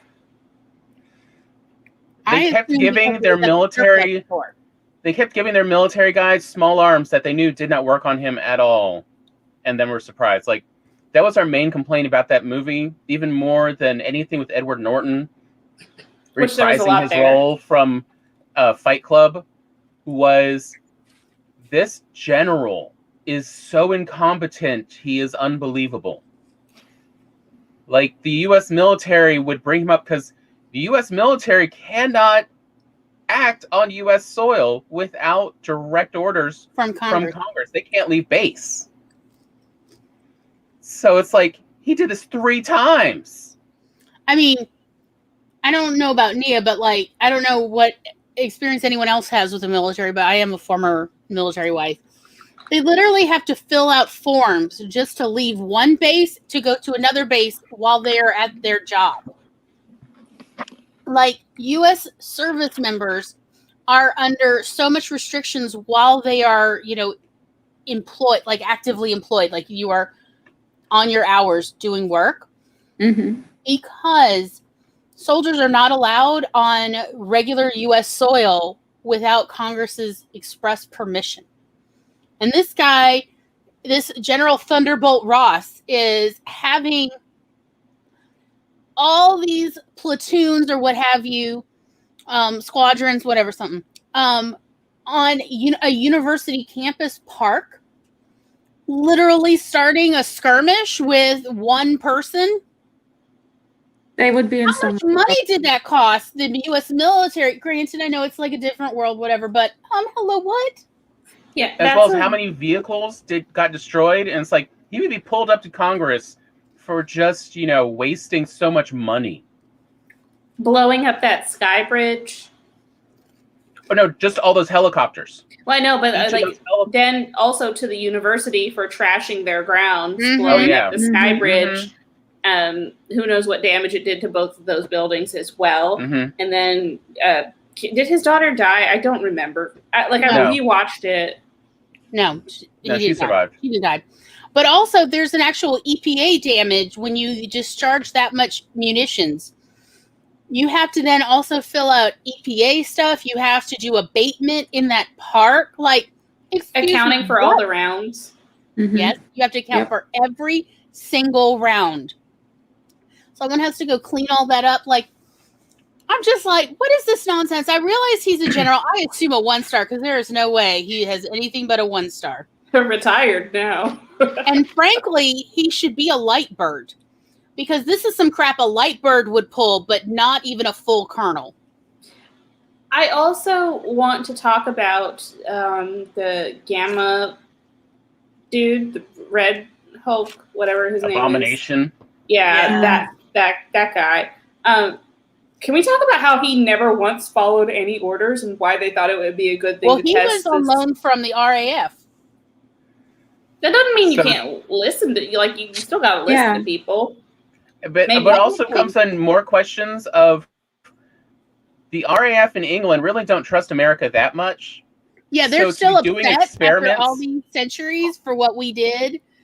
They're very mad that we left them behind centuries ago. Britain is, and they have yet to forgive us. And I'm like, sucks, don't it? They're mad that we did independence. They did active experiments on a currently employed whatever. The American military did active experiments on a British citizen, let alone a member of the British military, and the British were fine with this? I think not. Never. It's all just. Yeah, it was so many things that are just unbelievable in that. What I really came across watching The Incredible Hulk was this was very much a script from the 70s. It felt like the 70s. No technology changed from the 70s. They telnetted in. They were telnetted conversations. Like, what? They're not even using AOL Messenger? Like, you can at least just, use VPN and encrypt your communications through the internet. No one's worried about that being broken. But no, this is all stuff from the 70s. It's like this has to have been a script from the 70s. None of it has changed. It's just a made-for-TV movie. With a bigger budget, for some reason. It did not. And it somehow sucks more. It just goes to show you can't throw money and make writing better that way. You can't polish a turd. I mean, you can. That was like 11 years of my marriage. It's still going to be shiny it's turd. It's going to be a turd, yeah. Well, then you just have a shiny turd. It's still a turd. Yeah. I'm just saying. You can polish a turd. It's just a turd, though. It's always going to be a turd. It's going to turd around, turding everywhere. Turtly. Turtly. Oh, no. Oh, no. Here we go.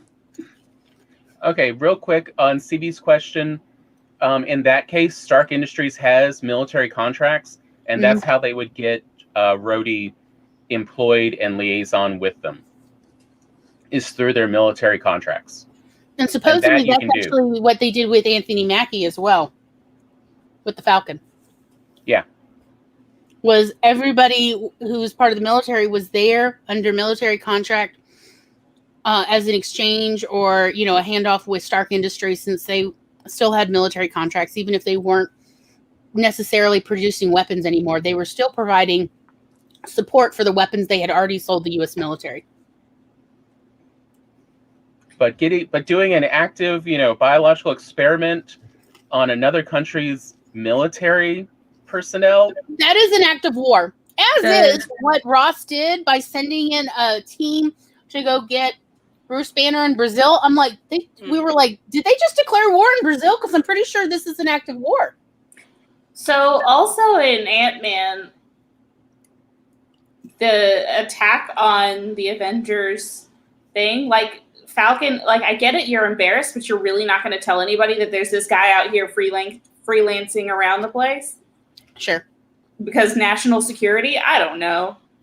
Have a care. In Ant-Man, one thing that bugged me was, okay, we're designing this technology to shrink things. And oh no, it does something else. It disintegrates people into goo. It's the most effective weapon ever. And nah. It doesn't even make them into that much goo. It's like one spoonful of goo. You could literally just wipe out a whole military complex and just have little drops of goo that's really easy to clean up. But you don't have the solution, remember? Because they need Dude McDuderson, who only had the recipe to make the special goo sauce. The sauce that makes everything gooable. The Pym particles? Yeah, that one. Are we talking about Cross and, Cross's bad research? Yeah, I thought it was Cross's bad research that was turning everybody into goo bits. Yeah. Yeah. He had gone behind the back and was trying to do his own. Yeah, he wasn't actually making Pym particles. Who knows what he was making? Well, he was Goo making particles? goo stuff. He was making I just meant that starter. when they went What? subatomic, I was referring to that as goo. Oh, okay. Oh, okay. I thought you were talking about the part where He makes everybody goo. yeah. Remember that guy in the bathroom? Yeah, and he just flushed him down the toilet. Remember? bye. That's what I thought. That's what I. Oh, I forgot about literally that. just That's picked what I him thought up you with were talking tissue about. and threw him in the toilet, and he was. I'm like, I I guess that's forgot. what they call a late term abortion. I was like, you got something that can do that? And you're Yeah, worried that's a about real shrinking weapon. stuff. Like, I just thought that was rather short-sighted by the writers of like, this seems like a great weapon you've already got. Why would an executive not recognize that? Because, Like, you can continue to research, but sell this on the side. right. Yeah. Yeah. Like the enemy's coming at you. This will literally turn them into itty bitty drops of pink gobbledygoo that you I can think just swish away. I think I just deleted that entire part because I was unimpressed by it. Yeah, it didn't. It's just like, and you're worried about a suit, Mm-hmm. and you can That you don't have Pym particles for. but you can turn everyone to goo. Like I also feel like we've got these top Flush 'em in the scientists toilet. here that we could, like, I don't know, collab with, and maybe they could take some of what you have left and find the recipe for the Pym particles no, instead of course, just. they all keep their own stuff to themselves, and if they won't share it, but the other person can steal it because collaborating, that doesn't make sense. Which is ironic since comic books have become the powerhouse that they have become through artist collaboration. And almost all science is done through Your collaboration. Hence, yay vaccine. Yeah. We are a pro-vaccine live stream. Surprise! Surprise! Are you shocked? All right, But- so we take a little. Oh, okay, yeah. You know what? I'm in the mood for Roy again, y'all. Huh. I want to see my sweet baby Roy. How is Roy Boy? He's adorable. He went to the groomers and got washed and Aww. smelled Mhm. like baby powder. He smelled so pretty. And then he went and dug. Of course. Of course. You know, because he's got to get that stench off, right? I mean, Oh yeah, oh yeah. I gotta do that to my little Miss Thing over here. I don't think she likes water though, so that'll be fun. Yeah, Roy hates bathtubs. He'll go into, like, when you bring him in the bathroom and he sees the bathtub, he's like, I'm Growl. just- Yeah, I'm gonna have to go to like a place away, like a wash station, because I just got Piper to the point where she will actually go into the bathroom and not have an entire come apart. Mm. If you leave the door open while you use the restroom, they will come just out of pure curiosity and for emotional support. She would not. I thought that too. I tried that. She would For like get a to week the- or two, and she's like, no, you can go die. Darn. I'm done." Yeah, I did that for like the first month, and then I was like, "What's going on?" And then I was like, "Oh," like I would call her, nothing. So then I like bodily like hoisted her over the threshold, and she like put all her paws to the resistance, and was like, "Please, please no, Wow. help, oh help, oh help." So then I used cheese. I mean, it's about priorities, right? Mhm. Okay. So, how about we all go stretch, get water. Hello. And we'll meet you back here in 10 minutes. Make sure to share. I can't talk. I swear I know words. Make sure you save your stuff. Hydrate or dihydrate. Have a good time. We'll see you back here.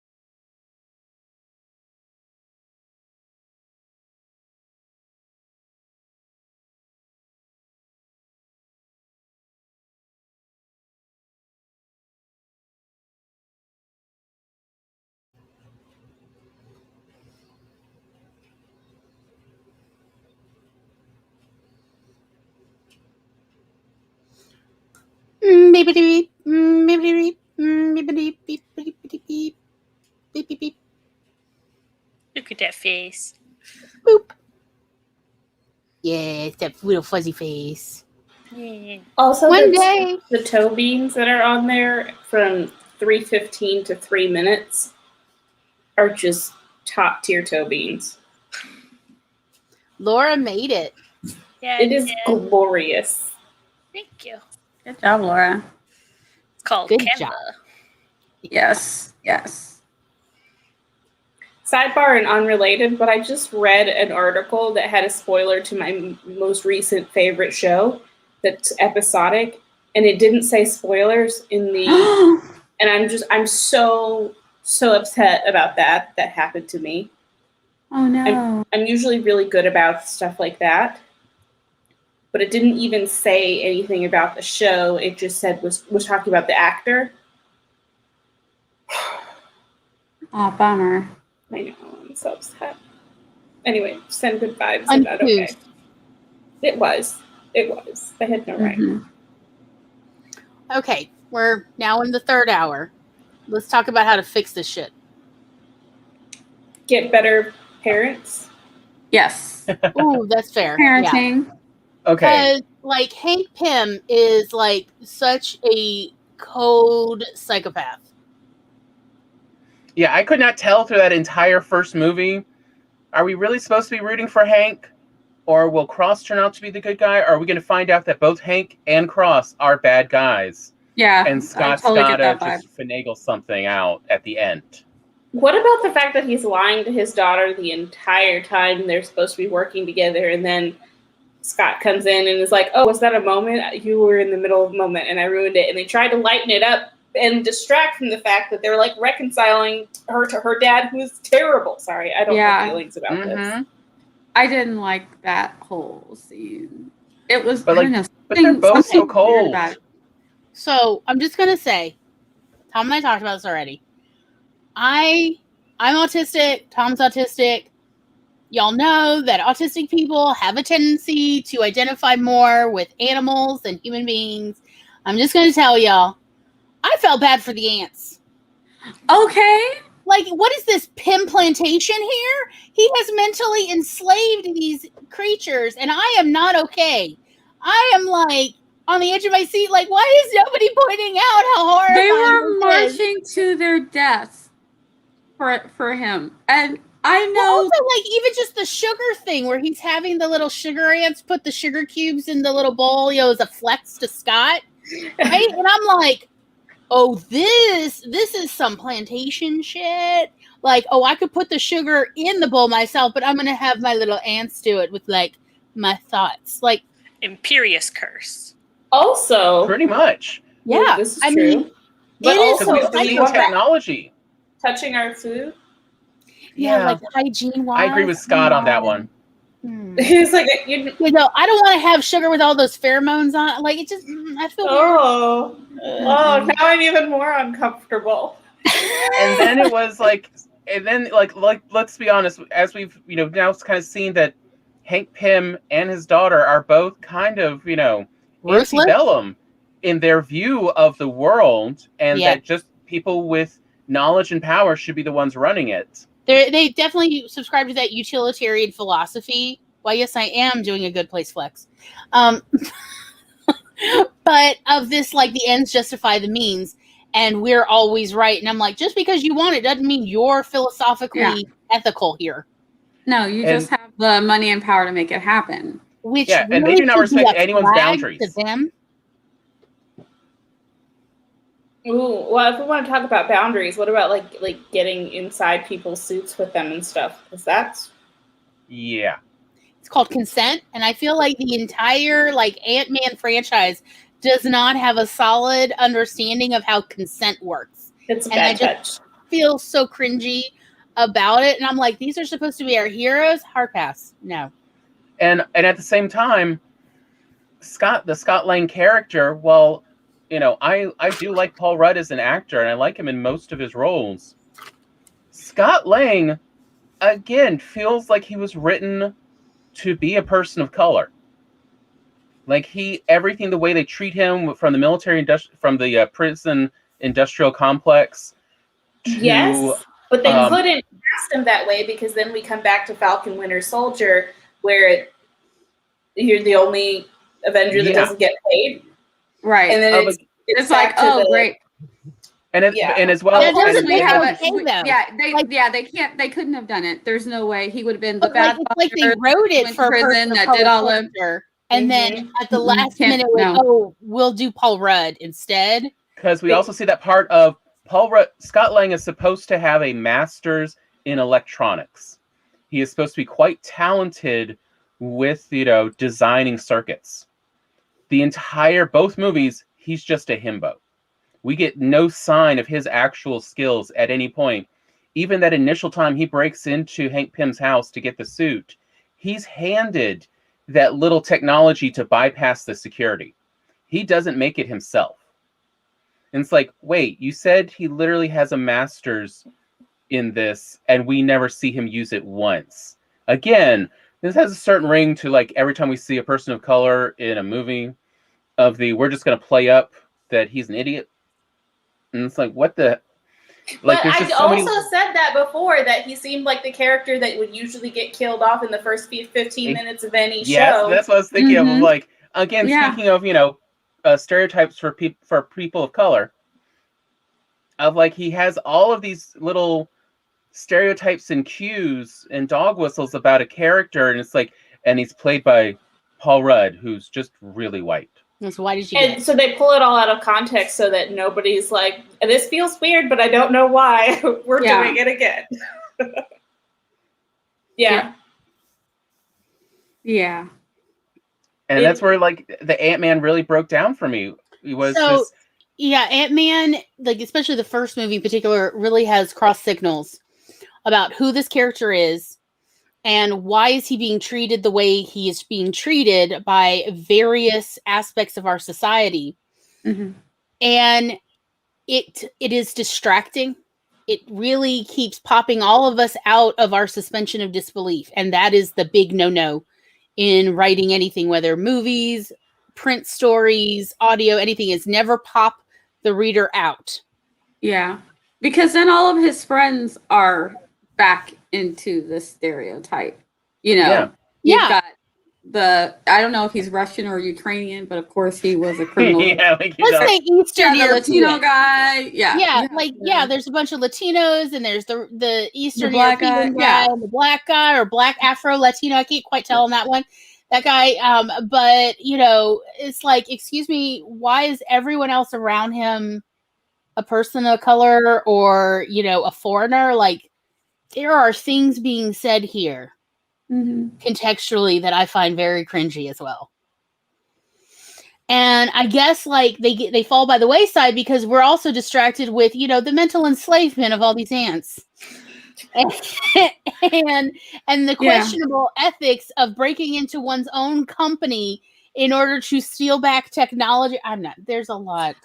I also have to say, the one thing that they could have put more in to fix things was that it should have been Pym's daughter, and we could all use more Evangeline Lilly. And also when she punches Red in the face. Yes, please. Yes. Although I felt like in that second movie, that opening fight scene with her, essentially showing and this is how, if you're competent, you use this technology to fight. Right. Yeah, but they also couldn't have a woman lead, Oh no. Oh yeah. Because she needs to leave space for Scott to, be the hero of it, like, and blossom. Mm-hmm. But delicate flower.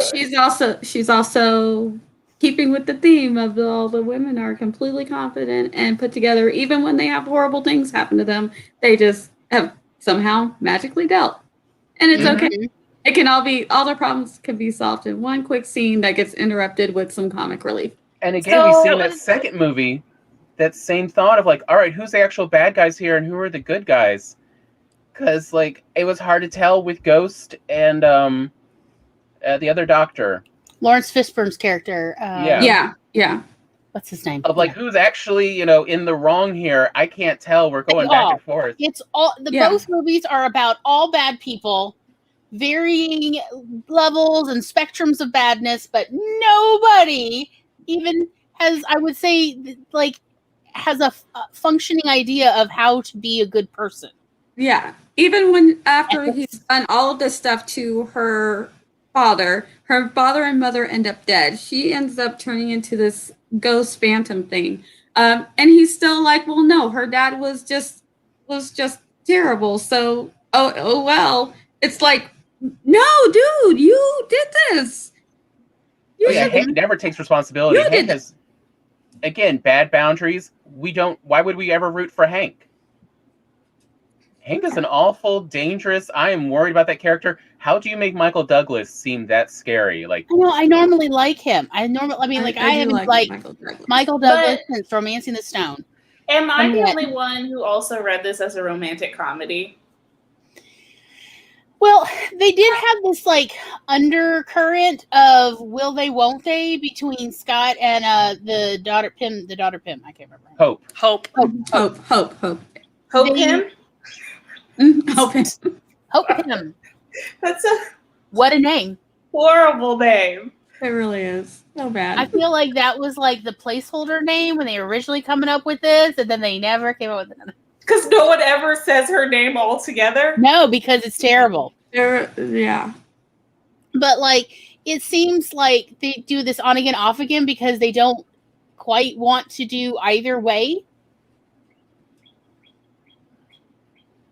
And they touch on that in the second movie. Mm-hmm. And Hank's like, get away from my daughter. I feel like we've already seen that she's a strong, independent woman who she could tell you what she wants herself. Yeah. But get away from my daughter, I guess. But like, yeah, all these men are like, oh, well, we'll duke it out. Like, who gets her versus like, don't you think you should ask her what she wants? Like, no, are you kidding me? I know. How would she know? That from people who don't understand how consent works. Touche. But yeah, like that's to me what really came out as a problem on Ant-Man, and just in both movies of the why would I root for any of these characters? I still never see. In the Hulk, yeah, I feel like the relationship issues in the Hulk make more sense than they do in Ant-Man because it's like she takes her daddy issues, and puts that onto her first love, and can't get over him. That makes more sense to me than my dad kind of killed my mom, but I think he's great. And oh yeah, that reminds me. You can't.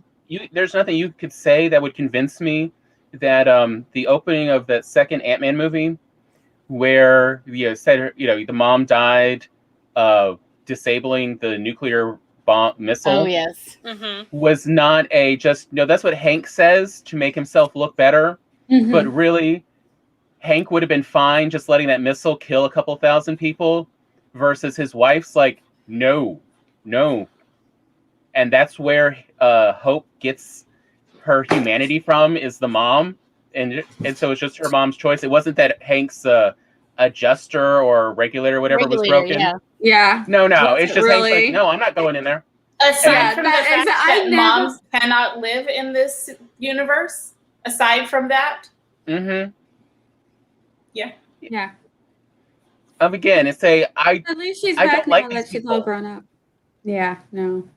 I really felt like, I keep forgetting the other doctor's name, the one who raised, I call her Ghost, the one who raised Ghost. Yeah. Like, they were really, we should have been on their side the whole time. Yes. I'm glad they did not kill her off at the end, and that they fixed it, for her, because like that would have really made me upset if everything that she went through. Yes, it was who told Shield that turned her into the killer. Yes, she wasn't a killer. Shield did that to her, because they exploited her, of course.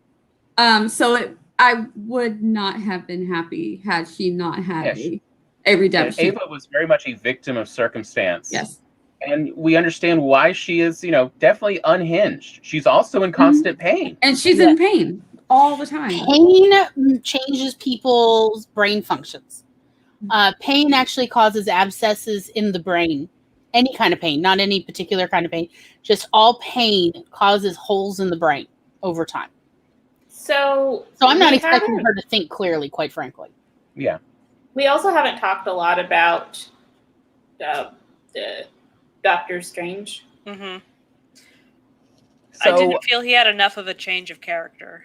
I'll say, like, to me, one of the big edit changes I would have made in Doctor Strange that I think would have helped a bunch is, so in the initial part, we see him working on that person. He gets called in to help with that bullet wound.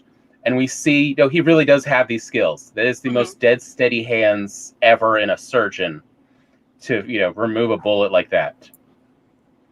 But we did not need to see afterwards the way they had him phrasing and her phrasing that conversation of, I don't belong in the ER. I'm so much better. Like, we didn't need to see him be a dick. We were going to see him like 10 minutes later being that jerk character after he got his hands destroyed. We saw him, do all this stuff. So we were going to see that change anyway, but we never got a chance to like him. They cut that honeymoon scene in, seconds. So and also I didn't feel it was necessary because the very next scene is where he's in the accident, and then he's been a jerk. He's been a jerk then too, and then he's being a jerk. But that is actually more understandable, where someone is essentially in the midst of their grief. Gosh, Marvel, we do love our men in grief, don't we? And he's being a dick there, but it's more understandable. And again, I would still have rooted for him there, but because he was being a dick before the accident, I'm like, what do I care about this guy?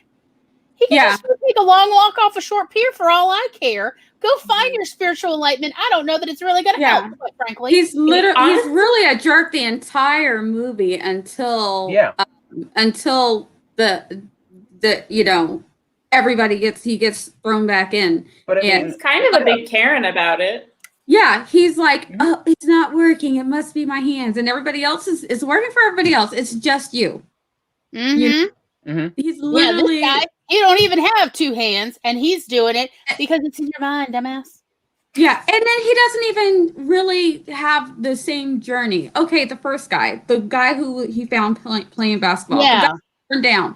That guy did the work. Like, I don't know if he was like, who has recovered like me? How did he do it? And then find that guy. What did you do? He probably had this long journey of figuring it out. All Doctor Strange did was go ask him. And he's like, oh, yeah, I found these people. By the way, I just want to point out about medical privacy, but okay, whatever. Yeah, but I feel like he kind of just hop, skipped, and jumped. Like, somebody else had to do all the hard work. And he just didn't. Doesn't this feel like a metaphor for so much privilege? So much privilege here. Like, why are we reinforcing this?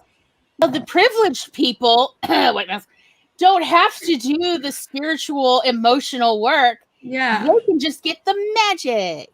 And then they go straight to the saving the world. Yeah. You're the one who's gonna the chosen one. Okay. We get it. We get it, Karen. Sure. But yeah, I never got a chance to like the character or in any way have a POV for Doctor Strange, and so just the entire movie I don't care. It was kind of laborious to watch it since I wasn't rooting for Strange, and so why am I rooting for what's his name, the one who actually brings him to the Ancient One? I can't remember that character's name. It wasn't Mordo. Anyway, Strange needed to save the cat, is what he needed. Yes, he did not. Yes. Mm-hmm. But the much more likable, and in my opinion, would have been a better hero was the right hand of the that guy. Yeah, the funny who was actually funny too. Yeah, he was super serious the whole time. Look, okay, so there's the scene where the Ancient One is meeting Strange, right? And what's his name is right behind them. And I'm like, do you see the look on Tilda Swinton's face? She knows that she is about to just totally mess with Strange. She's like, watch this. And she just pushes all his little buttons. And I'm like, this is my most enjoyable scene in this whole movie. So I have a way to fix this script. Okay. They accidentally kill Strange, kind of on purpose, a little bit. And then they have to assume the identity. So the right hand assumes the identity. That's how he becomes Doctor Strange. And nobody knows because Strange has already alienated and destroyed any other hope of friend or family that he ever had before. So nobody noticed that Strange. See that in the movie. Yeah, there is no one who really cares or talks to Strange anymore. Yeah, so why couldn't we have someone cooler assume his identity? And because he's a well-known actor. Did you not know this is our white savior movie, though? Which is why he couldn't show up in WandaVision. He wasn't, like they actually had it programmed that he was supposed to show up, that all the commercials were intended of Strange trying to communicate to Wanda through her dome. Mm-hmm. And that's why all the commercials are the way they are. That's Strange. And he was supposed to show up in the last episode or the second to last episode, trying to get through to Wanda. And I guess I don't know if it was Disney or Benedict Cumberbatch, but somebody wasn't showing up. So, yeah. Good night, CB. Bye. So, how shall we fix these movies? How do we fix these stories? Does anybody have anything they pitches? Approaches. I didn't like the bad guy for Doctor Strange. That actor, Mads Mikkelsen, one of my favorites. Yes, I do love him in most everything. Did I was like, yes, yes, I agree with that. Yeah, sometimes it's just not a good fit. Well, so it felt like here's two characters, Strange, and what was that character's name? Krang or something? Is that Ninja Turtles? Chrysler. Okay. I mean, you can call me on my stuff, but I'm just saying I thought it was Krang. Okay. I mean, honestly, it rhymes with Strange, so close enough. But, Mads Mikkelsen with emo makeup on, okay? Can we say that one? So... Caecilius. What is it? Caecilius. Caecilius. I had the first sound down. So, but it's these are both two egotistical people who are not willing to do the work of the journey that's required to get to that level of spiritual enlightenment. And I'm like, there's not enough of a contrast here for this fight or any of these fights. And again, I have a real issue with that in the story. We need to have a comparison. I would say Doctor Strange ends up being a don't trust white men to wield any kind of power. Oh, I felt that so deep. Yeah. Is what that movie ended up being. Also, can we talk about all the cultural appropriation that happens in it? Because it's not to be this person, but it's a white man and a white woman who end up taking over in some other country. Why was that necessary? Mm-hmm. Why couldn't that whole thing have taken place in Sweden if they wanted it to be that way? Because they were trying to market to China, and if they kept it in the original country and hired an actor from that country that was in the comics, China would not have allowed the movie to be shown. Yeah. Did African actors not available for this one? What country was it originally supposed to be in? If you're Tibet. It's supposed to be in Tibet, and that would make sense. So much more sense. That's where it's located. It's supposed to be in Tibet, and that's why it's not one of the three, houses of power, which are conveniently in European, in Western European power centers. It's weird. Why are those the three locations? Where are the locations? There's New York and I think London. And what's the other one? Tibet? Is it Tibet? New York? No. We have New York and we have New York. We have New York. What was the third one now? Not Africa. No place in Africa. No. Although that would have made sense, in the cradle of civilization, somewhere near Lake Victoria would have actually made sense to have as the other place, since that is where humans come from. But you need to have both New York and England, so that leaves so cringy. New York, London, and Hong Kong. Oh, thank you. Okay. So New York, again, London, Hong we're just Kong, trying to appeal to the market in China. That's the only reason it's there. So we just culturally appropriate and make it more. Okay. Although I will admit, I thought that at first, but then I thought it was more of a really funny commentary of at the monastery, it's very mixed. There's a lot of people from around the world at the monastery. Yeah. Mads Mikkelsen's team are entirely white Europeans. Like, there's But no using question. Asian weapons and costumes, which again, what is that? So we're just seeing don't trust white people. They will try to destroy the world. Like, this is the Eastern German, North, Scandinavian 80s He's idea. From Denmark. Oh my gosh. But I mean, I'm just telling you, stay away from those scans. I mean, like, remember those Bond movies in the 80s and everything of, like, Yes. don't trust, Northern Europeans. No, I expect you to die, Mr. Bond. Oh. Yeah. Well, I mean- okay, I kind of see this. Yeah, don't trust white people. They are power-hungry psychos. I mean, you're not really wrong historically either, but okay. It makes more sense now, but also, like, it's a really good example of how pandering can mess up your story. Yes. Yeah. It feels very pandering. Yes. Yeah, and that is distracting as well when trying to enjoy the story. Like, where there's all these disconnects. And again, it pops the viewer, the reader out. And again, don't do it. It's terrible. I think to a certain degree, stories do need to develop in a bubble, in a safe, warm cocoon. And then, later the beta testing. Where you're more tweaking it, not changing whole huge swaths of it. But where do you do the beta testing? With storyboards, or because that's expensive to shoot and do effects and stuff? Well, yeah, I mean, you should always be doing it ahead of time. Like, Marvel uses previs for everything. Mm-hmm. Hence why they only now hire character directors, that really work with actors to get emotions out of them. Not that much, the cinematographic or the fight choreography ones, because they're like, no, we do that in-house. We keep it consistent. That's all done before the director even shows up. Well, a lot of the fight scenes are full CG because no human could actually do that. No kidding. All right. So, you ready for the Hulk? I do actually have an idea of how to fix the Hulk. Let's hear your pitch. Pitch it, baby. It's mostly I'm throwing out that movie. Entertain me.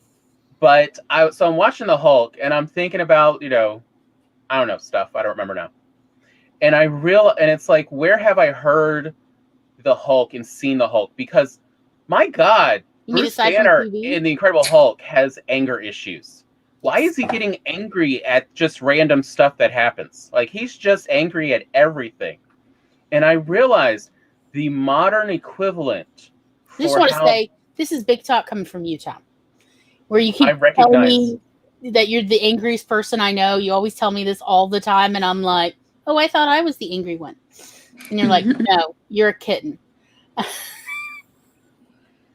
So I think this is big talk coming from you. Yes. I love you too. I love you. But I realized, like, where do I see this kind of anger in the modern world? Kyle. Close. My Twitter feed. Okay. My Twitter feed is where I see all of this. You're not wrong. And if they had just updated the Hulk to show more of what you see on Twitter, like essentially the frustration of, I can see the problems, I have some ideas for the solutions, but there's nothing I can do personally to get these solutions more further along. Yeah, so they just bitch. I could see that. I could understand Bruce Banner better, but instead we still have Bruce Banner from the 70s in this movie. That's just flat, and there's just exposition. There's not even action. Again, that was something I noticed about the Hulk and Doctor Strange. Mm-hmm. They don't really utilize hooks much.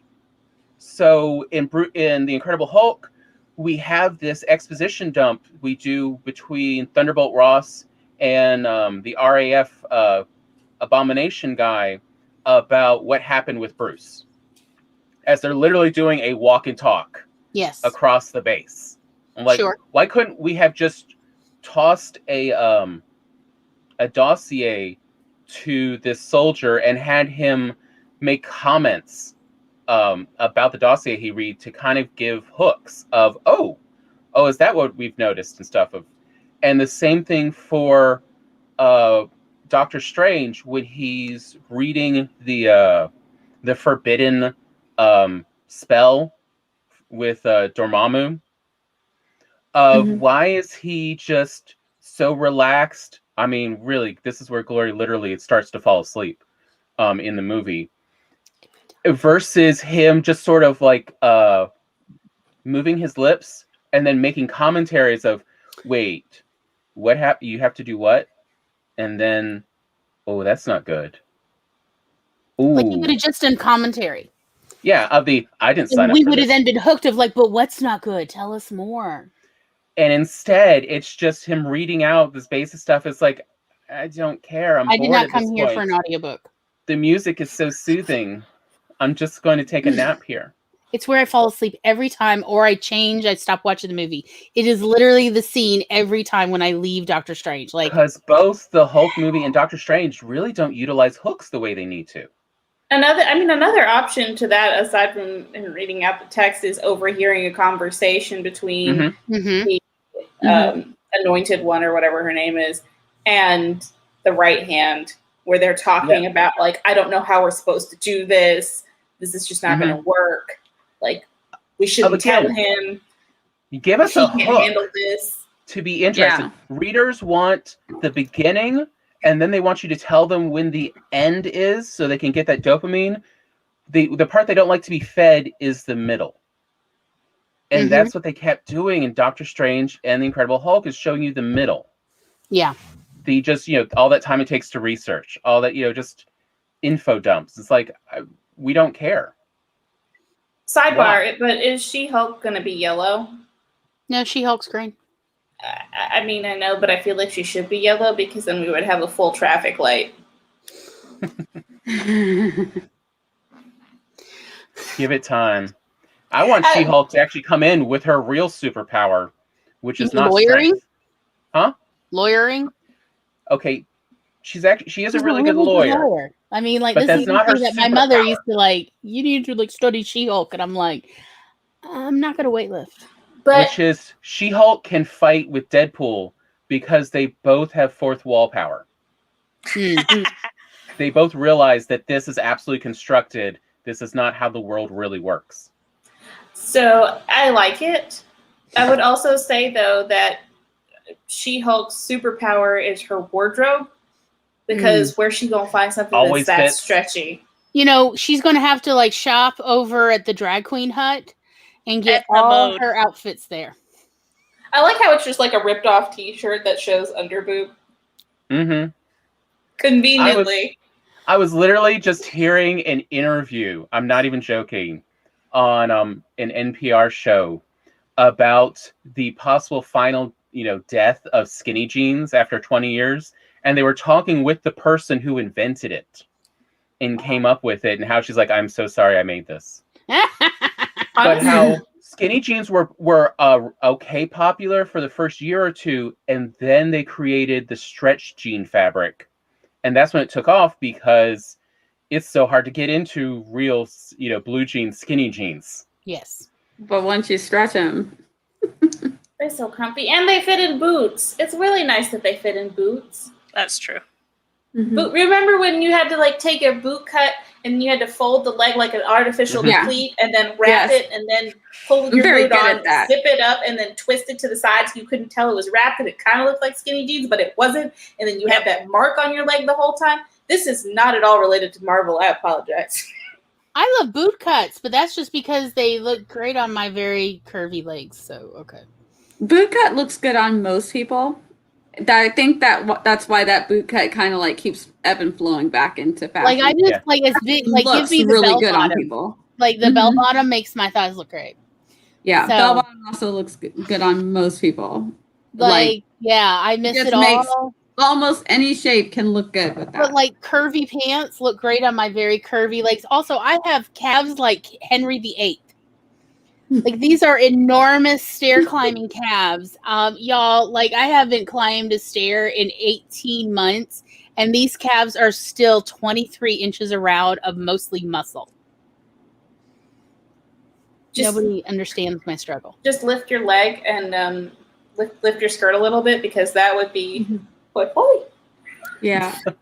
Well, like I can't buy boots in America unless they're custom made because they do not fit these calves. I have to buy. And this one is Chandra's fault. What did I do? All the slim boots. No,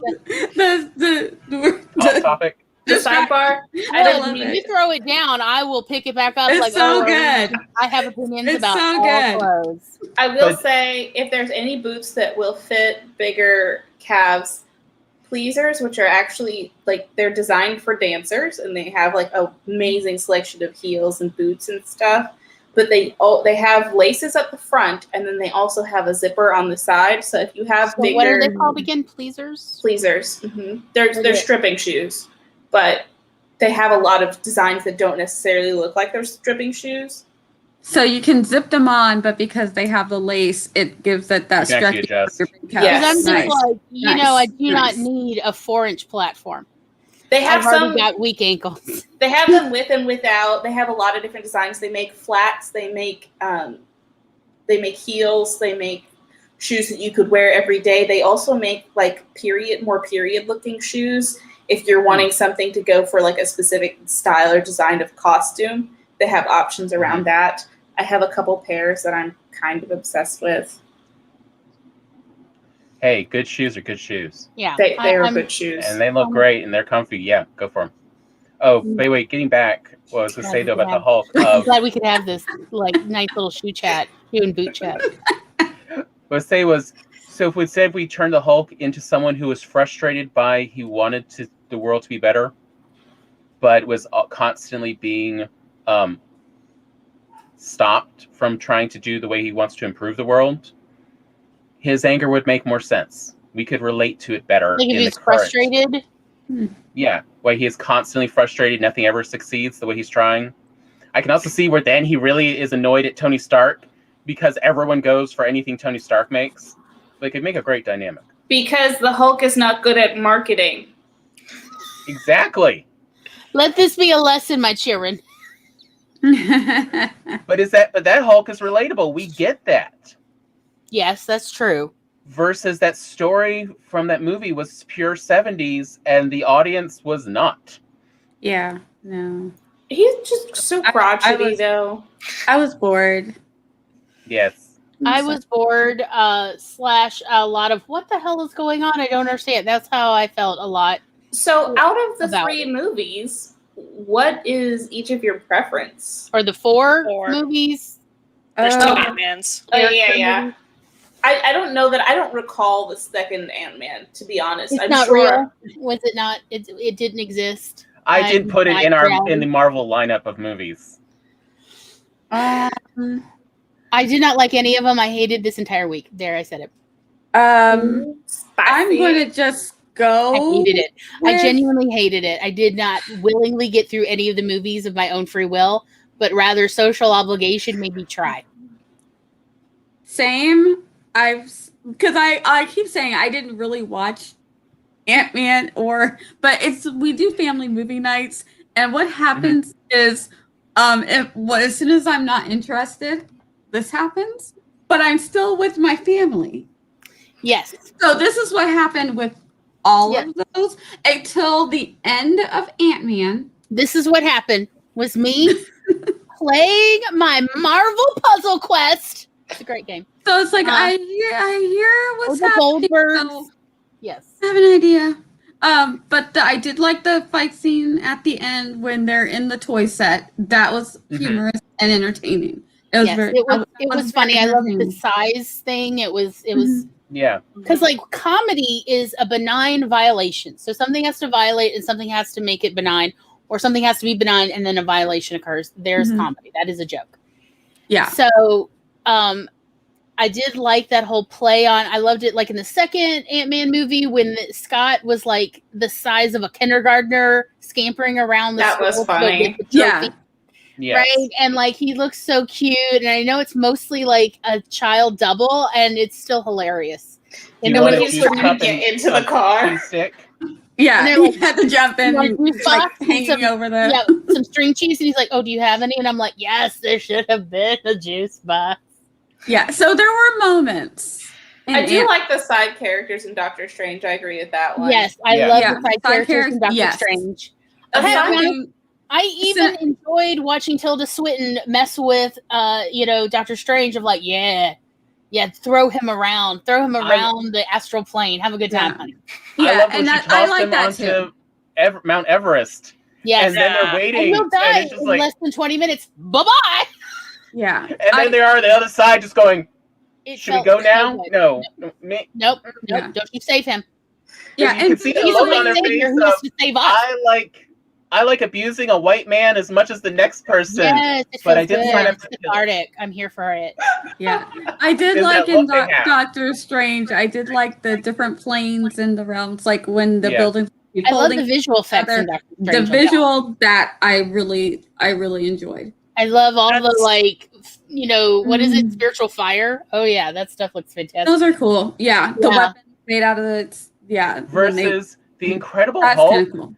Watching that again just reminded me that, you know what? For all the glowing greenness, I actually liked the 2001 or whatever Incredible Hulk movie that Ong Lee did, including the fight scenes. The fight scenes were better with the military in that The one where movie. he throws the tank around, right? Yes. Yeah, I Yep. remember that. I'll have to watch that. Roger Ebert's review of Incredible Hulk, as he does a compare and contrast with Ong Lee's Hulk, is hilarious. It is the most beautiful shade I have read this month.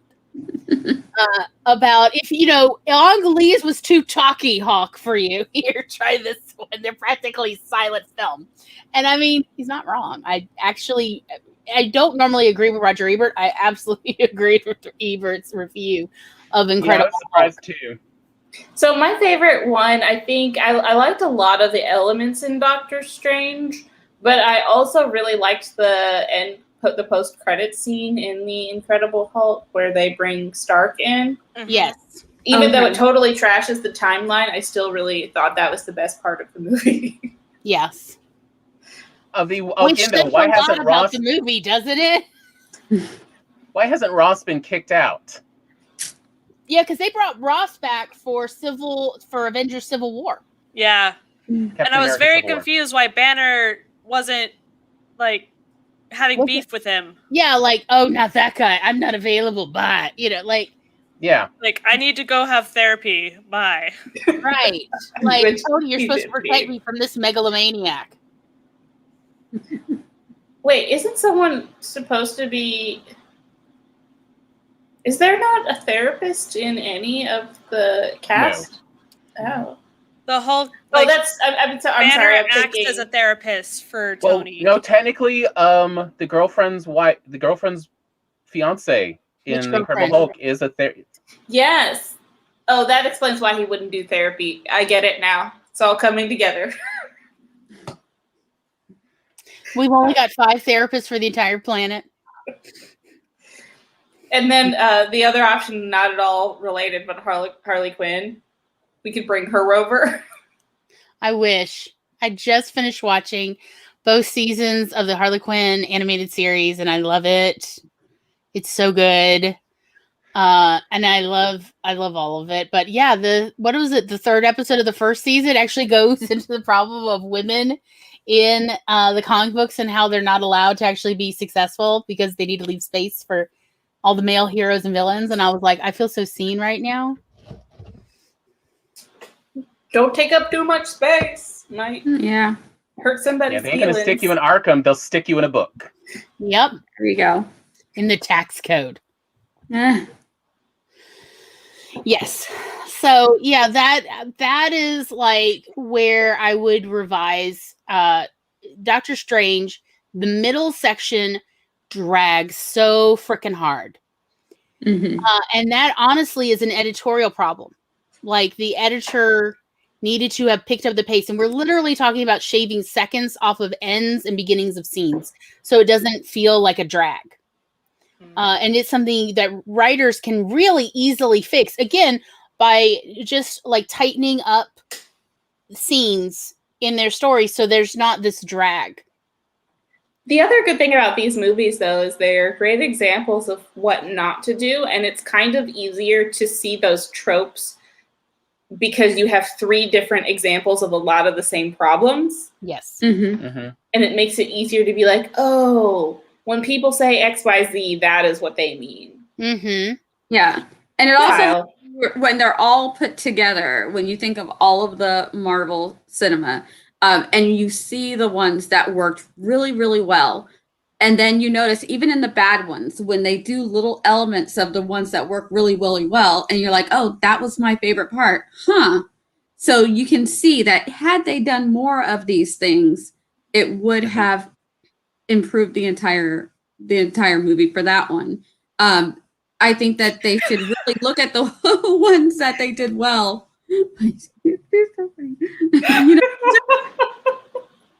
Go ahead. So sorry. That one sent me. I wasn't ready.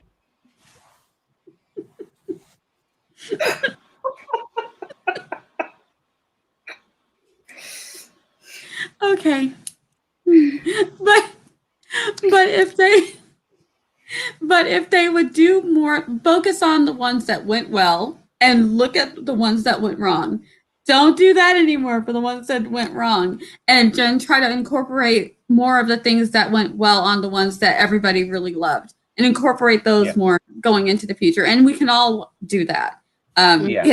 Some of the things are so obvious, and some of them are more subtle. You're looking at it like, I don't know why I'm not feeling this. Why is this not done? But then when you talk to other people and like, yeah, I didn't like that either. Oh yeah, I didn't like that either. And then you get Tom. Tom tells you this is why you didn't like it. It's like, that's it. Listen. We don't have a honeymoon with Doctor Strange. He's barely on screen before suddenly we don't like him, and then we abuse him. It's like, So if there was a cat that he were to save, what would that be? He literally had that. He saved the guy from being organ harvested. He literally saved the guy. Yeah, just they could have literally done more of that and just made him less of a complete jerk and not show so much of him saying, nope, that's not important. Nope, that has nothing to do with me getting better known. Yeah, so how is this going to be great for me? Strange is it was too much. It's like they're saying, oh, if you know your own worth, you must be a dick. And I'm like, no, you can know your own worth and still be a kind person. My actual edit of the scene with the head surgeon, what's her name? I can't remember. Anyway, y'all know, again, I can't remember anybody's name. But Palmer? Palmer. Yeah. If she was like, why won't you come work, for me in the ER or whatever? And if he had simply said instead, do you really think that working in the ER is the best use of my time and skill and energy versus innovating surgical technique? Yeah. And then she simply replied, no, you're right. I agree with you, but I have to satisfy, the overlords of the hospital and have said that I asked you again. I have to do this at least once a month. So this is the best use of your time. He wouldn't have been a dick, but we would have then understood as the audience that he has value. He has a lot of skill, but he recognizes his skill, and this is what he's dedicated his life to. You can write somebody who knows their own worth without them being a dick. And I hate that a lot of stories do not recognize this fact. I'm sorry, but he is a doctor. There are some very simple ways that they could have made him not a jerk. Just have him have one case where it's like this person really can't afford it. They really are not important, but something in him says, you know what? Just don't tell anybody. Especially if he said, don't tell anybody. Yeah. Even if he does it for the challenge. Yeah. Mm-hmm. At least you would know that he cares about 22-year-old struck by lightning. Mm-hmm. He just phrased it slightly differently. He still would have seemed like a better person. But instead, like, someone who had an ex-boyfriend that reminded them of Doctor Strange, and that's how they wrote Doctor Strange. But the other thing is the other surgeon. Palmer? Yes. Or the head of surgery? The girlfriend. Palmer, I thought Palmer was the head of surgery. No, Palmer was the head of the department. Head of surgery was that guy that she had. He's like, cover your watch. Oh, the guy who was organ harvesting. Yeah. The one with the bullet. The girlfriend, Yeah. kind of Yeah. / caretaker. Yeah. Ex-girlfriend. Yeah. Yeah, it would have been better, in my opinion, if she'd left sooner as well, because she is a surgeon. Mm-hmm. Mhm. There's no reason for her to be taking care of this man-child who verbally and emotionally abuses her Yeah. when she's a strong, confident, well-paid woman who doesn't have to stick around for that. Mm-hmm. That bothered me. Yeah. Just Yes. Recognize your worth without being a terrible person. I agree. Yeah, at the beginning, Doctor Strange was very Dr. House. Only, frankly, I found Dr. House to at least be a bit more lovable than Strange. Because he's in pain. Yeah. And he's still trying to help them because Yeah. he just wants them. He wants everyone to be better. He's just frustrated by everyone and the way they act. This Mm-hmm. is true. But also, it's funny because he kind of is everyone. Yeah. Yeah, I've met most of the doctors I've had experiences with. I have PTSD from because they are just jerks. I've had OBGYNs literally just cancel my account. They didn't tell me, but I can't get an appointment anymore because they've realized I don't want to get pregnant, so they're not going to see me anymore. Even though I told them from the start, I am here because I have PCOS. I don't want to get pregnant. And they're like, you might change your mind. And I'm like, I'm not going to change my mind. And, that sort of, and not even just them, like endocrinologists, all sorts of there's a lot of doctors who talk about their stats. Oh, but they don't want to treat someone who they feel like can't get better. They can't cure. There's no cure for anything I have. There's no cure, and I'm okay with that, but they're not. But, why don't they just cure humanity, If only. Yeah. God knows they're trying. Ooh, this is not, never mind, it's not related. But now we're curious because you said something. It's called a hook, and Chandra obviously too knows late. how to do it. Too late, Chandra. It was an accident. Where's my payoff? I was just going to say the other thing about this is, well, actually, this actually can. Never mind, I've rewritten the story. It now applies. When we're talking about curing people with disabilities or anything like that to make them better, so they are not functioning as a disabled character throughout the story. We don't. There's even. We can't have that.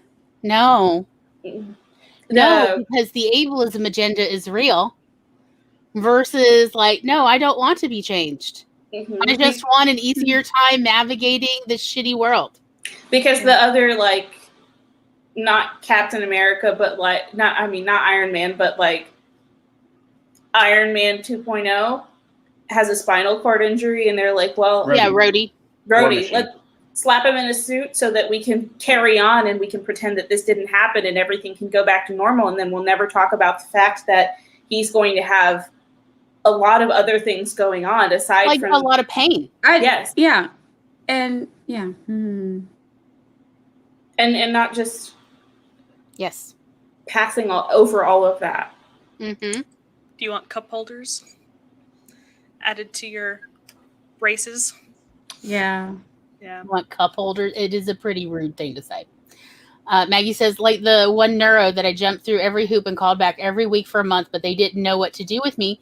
So they ignored my calls until the nurse finally told me they weren't going to call me back. Yep, I've had that experience at least 7 different times with specialists where I was in a medical crisis and they would not refer me to anyone else or take my appointment. So I was stuck. Not helpful. They're not here to be helpful. They are here for personal accolades. They are here for money, and they are here to please their clinic boss jobs.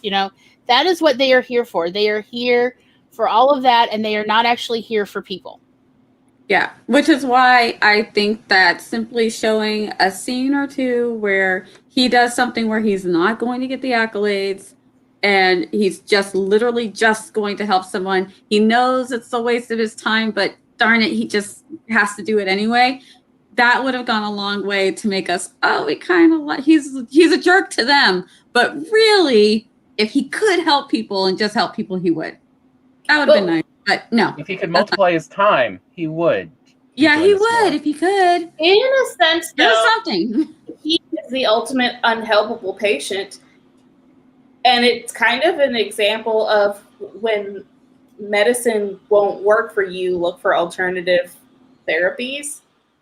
Mm-hmm. And that's kind of a big message here. But also, once he does that, we never talk about his hands again. No, we don't. Yeah, this is true. Even though very likely there would still be residual electrical, neurological issues and pain. Mm-hmm. Even if you can manage it, it still exists. Yeah. Because you don't stop having the body you have. Yeah. None of us do. So magic cannot necessarily fix it, nor should I don't think it's ethical to portray magic as fixing it, even spiritual magic. I don't think it's necessarily ethical to portray that, although I understand that desire for that fantasy experience of, well, what if my legs never hurt again? Yeah, Maggie, I don't think that you should ever listen to any criticism that says your characters are getting too much therapy. That's not a thing. All the characters need all the therapy, and I think one of the things that makes me sad is a lot of writers don't give their characters any kind of therapy, not even friend therapy.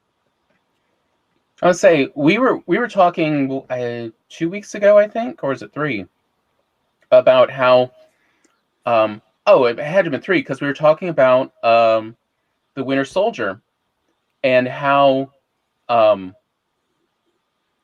talk therapy with the therapist is not actually always the best therapy for a person. Sometimes group therapy is actually the preferred, more effective method to use.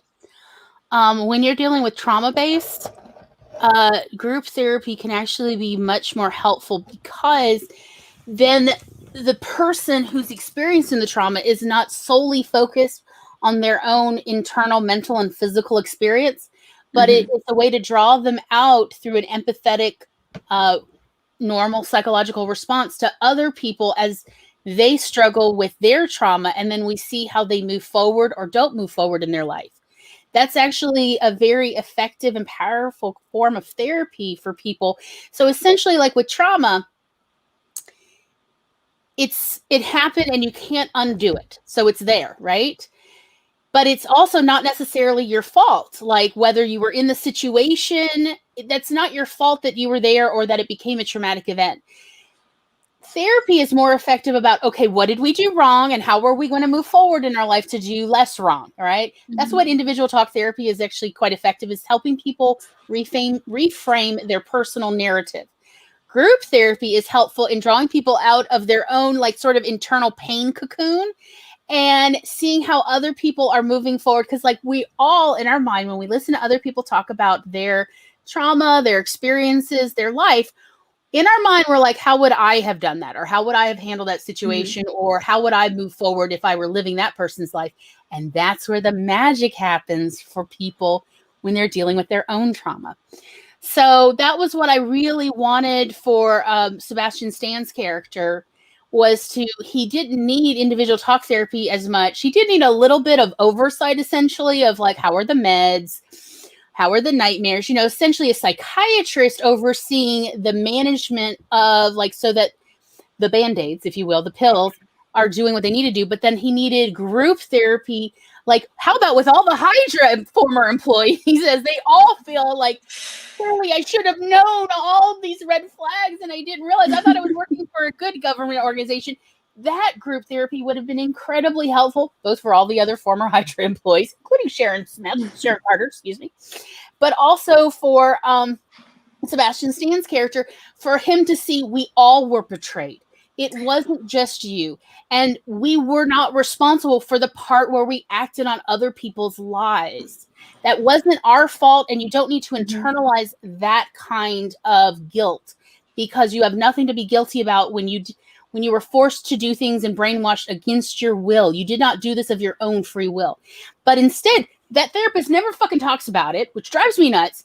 And then he is isolated from everyone else, when in fact the one thing he needs is to not be isolated, but they're just expecting him to reach out to strangers and be able to have a fully functioning relationship, versus with support groups, people often can form friendships outside the support group, from the support group people. I can also say, though, the other side of that French. may be that he can't associate with them because they would be considered known associates. But I mean, these people weren't willingly working for Hydra. There's a lot of low-level bureaucrats in Hydra, who thought they were working for S.H.I.E.L.D. So Yeah. they are not a security threat. They simply are like, I need to talk about how I question my trust of any human now that I realized I worked for an evil organization when I thought I was working for a good one. I don't know. I have conflicting views on this. One, I think it would be good. I don't think he would be a good fit for it, in that I don't think he would associate or identify with those people necessarily. Well, you say that, but you're just Mary Sue, and you filed paperwork. How are you supposed to know? Here's what I actually did, so my trauma is worse than yours. And that's just it. If the peer group to then go to him, how is that your fault? You're literally under, chemical induction. And cybernetic control. I just don't see him as a character in that way, but I still think it would be a good scene. Yeah. Even if it doesn't work for him, because I think there's a really heavy burden that's fallen on the media to portray different kinds of therapy, and it's not done a very good job of that. But that's also many people's only exposure to therapy. Yes. Because anytime, even still, a lot of times when I'm like, well, I was talking to my therapist, and they're like, oh, how did that make you feel? And my therapist has never said those words to me. But that's still what everyone associates therapy with. Yeah. Mm-hmm. So how do you show hey, there's other things out there, and two, even if it doesn't work, that doesn't mean that you give up, because that gives you the opportunity to show him in a bunch of different settings. Yes, cognitive behavioral therapy could have been very effective for the Winter Soldier as well. It's been known to be very effective for people with a lot of unbidden thoughts. Whether they are of the full delusional or hallucination variety, or just simply unwanted thoughts of not necessarily a violent nature, but he's certainly experiencing things like that, where he's remembering what he did. But again, it's a memory, but it still is not something he can control. He couldn't control it at the time, even though it felt like control, and he certainly can't control as the flashbacks come. So cognitive behavioral therapy, again, is another option that would have worked quite well. And I would have loved to have seen every episode, here he is in a different form of therapy. Oh, that would have been fun. Find the therapy that works for him, because there are so many options. Eventually you're going to lock it. I would have loved to see him in art therapy, where he's like, I'm not feeling anything. That would have been cool. No, you are going to keep picking up this tambourine, and you're going to shake it till one of us feels better. And it's like, a montage of that would have been glorious. Yeah. Right? I would have loved that. It's this is the interstitial, the ending or the beginning of every episode is him in another form of therapy. And it's what do you want? You want the tambourine or you want the kazoo? I would. And I was like, who's the kazoo? And he goes, burp, burp, burp. Are you feeling it? No. Do it more. No, Glory. Him on the plane from Dr. Zemo. Yes. With a canvas painting, and they're like, why are you painting? Because I have to turn in a painting by Wednesday. It's an assignment. And there's Zemo sticking a finger into the acrylic paint on the canvas, going, there, I helped you. Oh my god. Wouldn't that have been endearing? I really would have been like, look, the Winter Soldier has got to find some peace. We all need to man. But honestly, really quick, honestly though, because there's studio, there's the producers, and there's the money behind it. How much do you think that they're concerned that the audience is, maybe the humorous ones they might enjoy, but when it's one episode then another, because we've all been on Twitter, it's all therapy now. Do you know that they worry about that aspect of it. As much as we're like, we know that this would be And great. yet, Deadpool and the humor is what sells Deadpool. Yes. We're happy Yes. with our action if we can get that levity. But they But also it's- have that of people just sitting around and eating after. Why can't his friends Yeah. come in or call him? He has all Yes. these different things where he's supposed to call a friend and talk about his feelings. And also, like, Captain America kind of falls off the planet for him. There's no point where anybody else is like, you know, Bucky and Cap had some of the similar experiences. Let's get them together. Let's check on him. Let's make sure he's okay. I mean, like, Captain America didn't show up and then just immediately die on that bench. What happened? Why did he not call up the Winter Soldier and go, let's go get some tea, or whatever? Something. I don't know, old people Yeah. think. Well, Well, they're both especially- really old. Because if you Bingo. think about it, who else can identify with the loss of every other person that you know except for these two people? Yeah. And then there's a whole conversation. What about the Yeah. people who were gone for 5 years and are now back? Couldn't some of them, like a support group with them, be helpful? There's so much intersectionality. There's so many crossover opportunities here. I'll say the only time we saw group therapy was, what was it, Endgame, Yeah. Well, where we see Yeah. the people who were left, Yeah. you know, the left behinds. Well, and Mhm. apparently that one, I was reading an article about that because that's one of the Russo brothers is the one who's talking about, like, you know, I cried over salad and he cried right before the dessert. Do you remember that part? Mm-hmm. Well, apparently the Russo brothers had been accused by, or held, you know, some fan or somebody was like saying how they always cut out all the therapist scenes as well as all the queer scenes. So this is why that Russo brother, I can't remember which one it is, took that role supposedly. He was like, I promise we're not going to cut it. I will be in it. I will make sure it will not get cut. And that is why it is both a therapy scene and the guy, you know, is dating another man. Was to do this because Marvel keeps editing out all the queerness and all the therapy. Mm. That was don't forget- the plan. So they gave us therapy. They gave us Yeah. therapy, and I'm okay with it. I mean, I'm like, one of the things Queer I'm up not my therapy. surprised Let's do it. by Marvel is that people who make it the top tend to have a higher, you know, as we talked, dark triad, you know, personality traits. And one of that is Machiavellian and and as well as the narcissism of I made it here under my own power. And so they have no interest in seeing vulnerability in the characters. They want to show characters as powerful.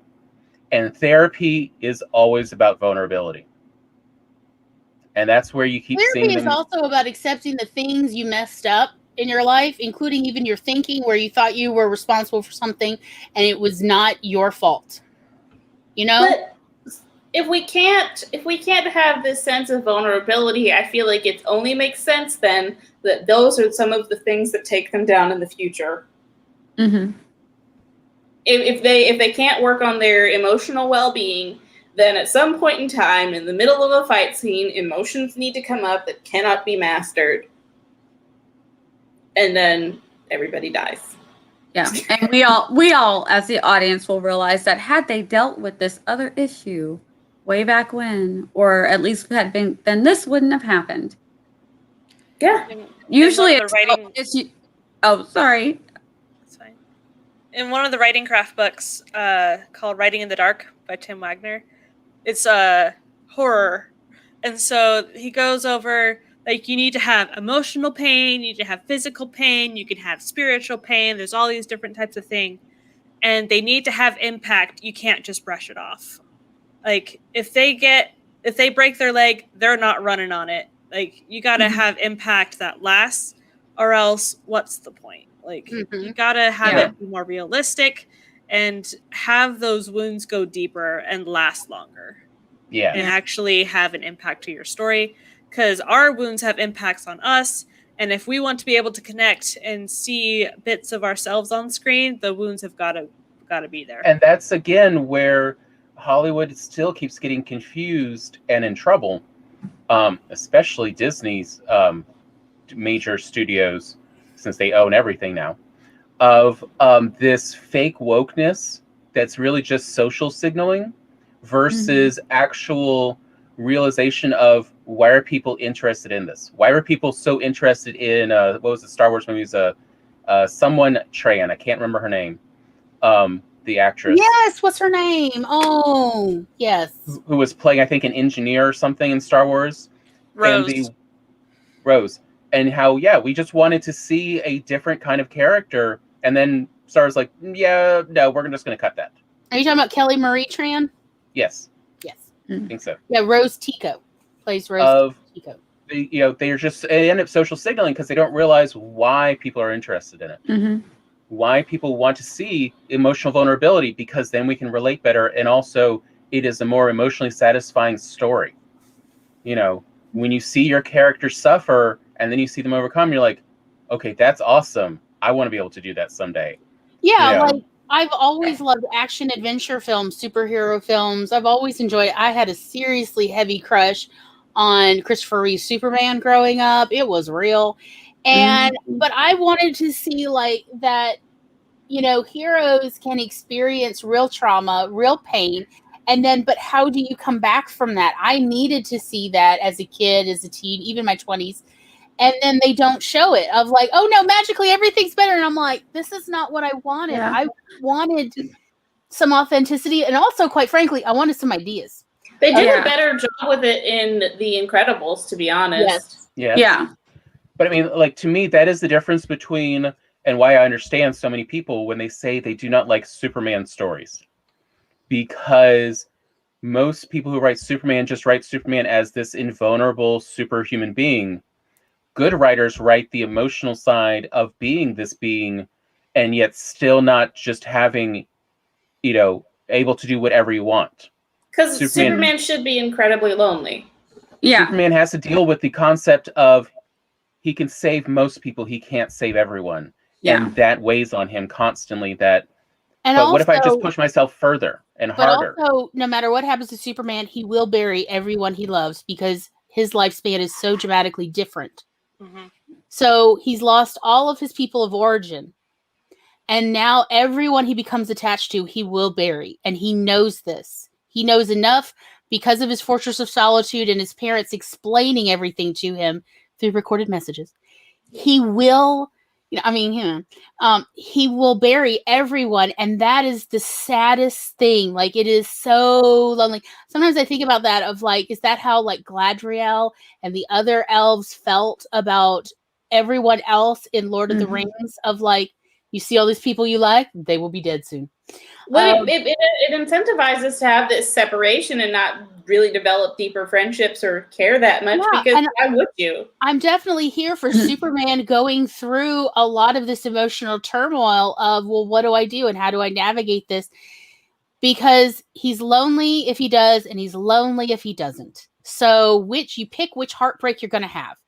And that is a compelling story to me, and a fan fiction I have worked on for Superman. Yeah, I think that would be a great story, but I don't know how with Superman, you see that they keep retelling the same stories over and over again.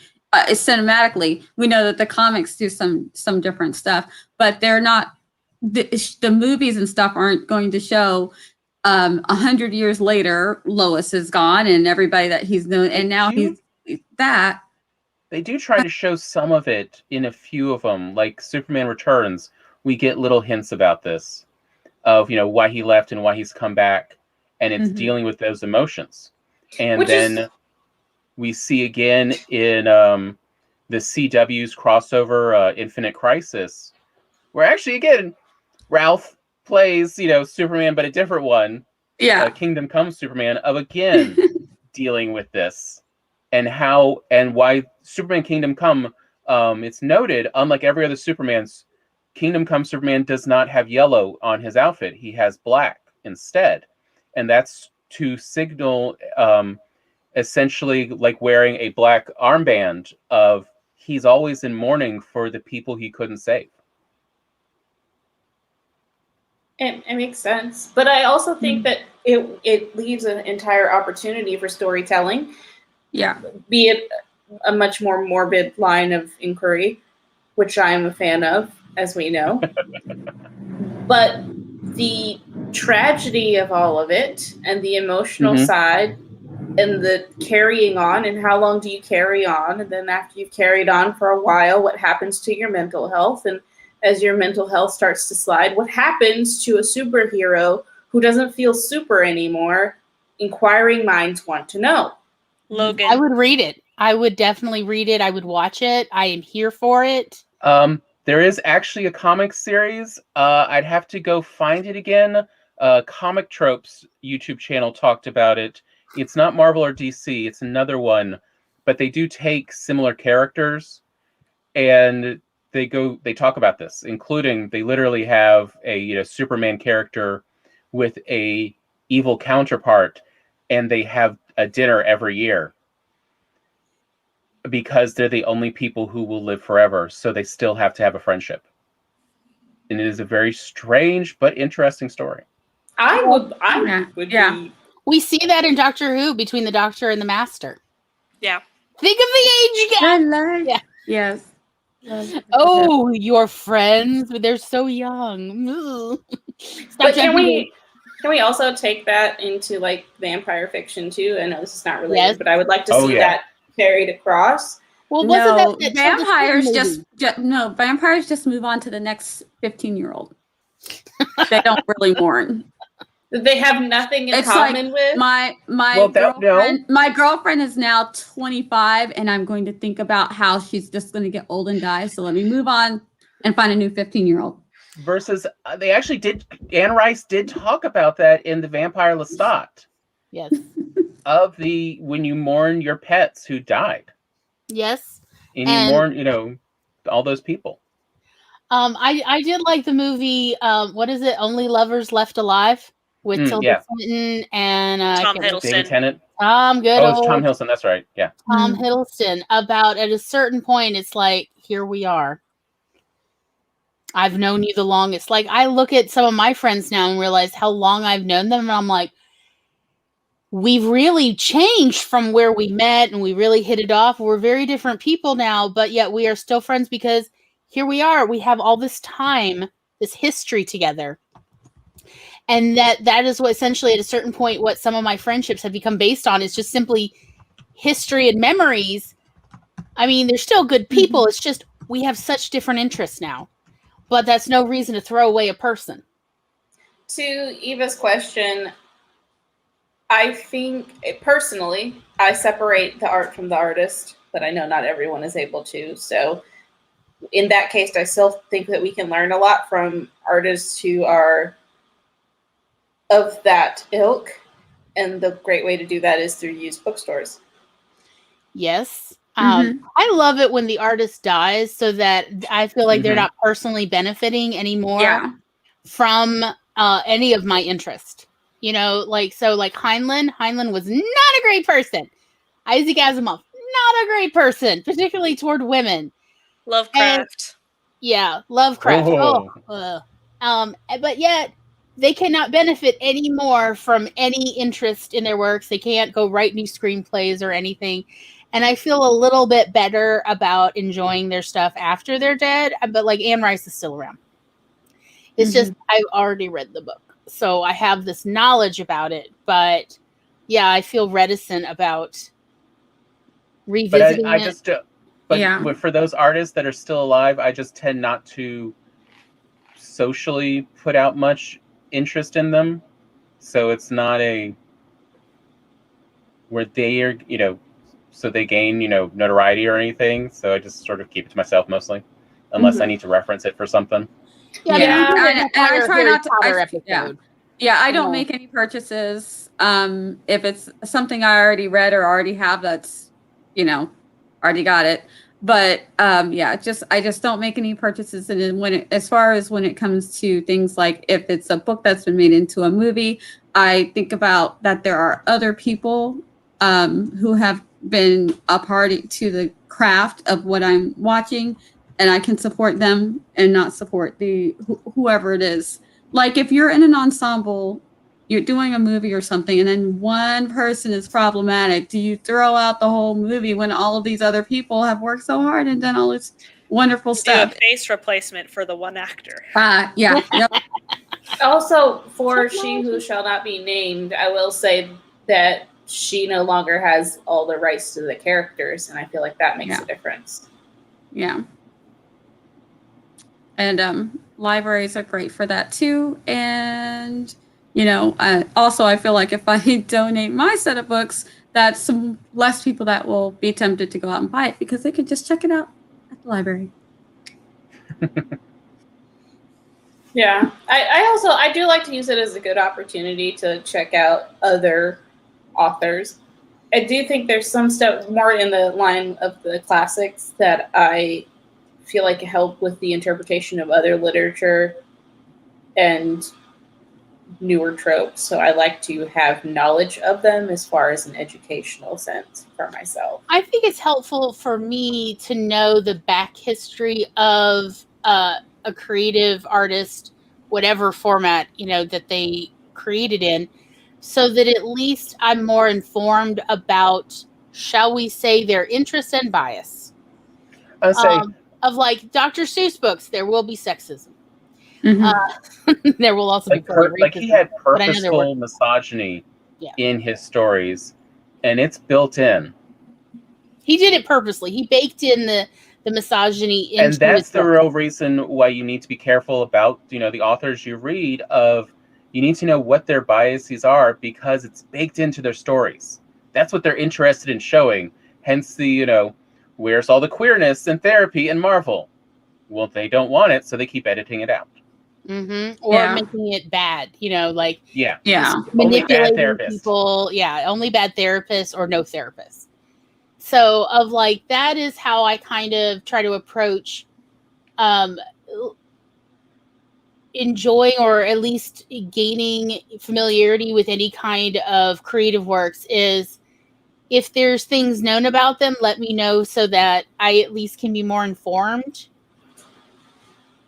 And that then I can honestly just kind of enjoy it for that level of like, okay, well, I know there's this. I don't know what else, but let's see.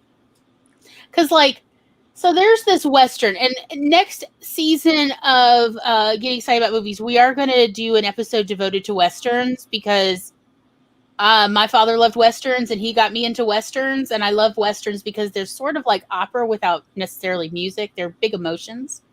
Mm-hmm. But there's no way to talk about Westerns without talking about the movie The Searchers. I've never seen this. No one has, unless you are forced to by your film class, like I was, because I resisted it for so long. But The Searchers was such an influential movie to literally 2 generations of filmmakers. So, like, there's scenes from The Searchers in Star Wars.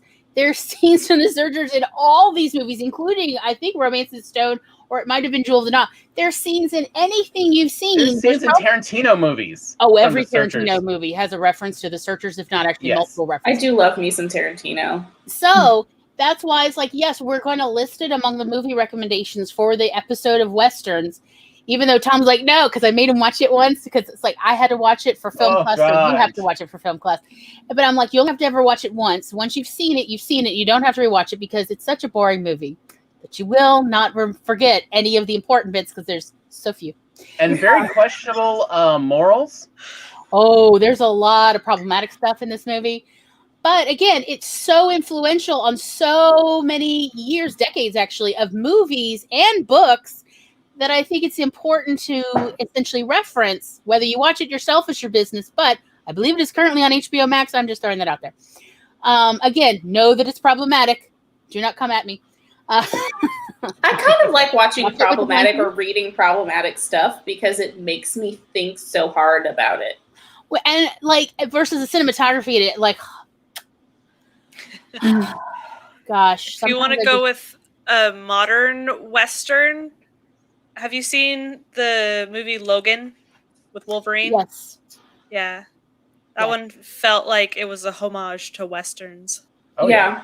And honestly, even The Mandalorian is an homage to it's an homage to Japanese movies that were an homage to Westerns. Can we talk about how homage is such a great word? Yes. I do. Like it's like word. Tip of the hat to you, ma'am. I love it. Yes.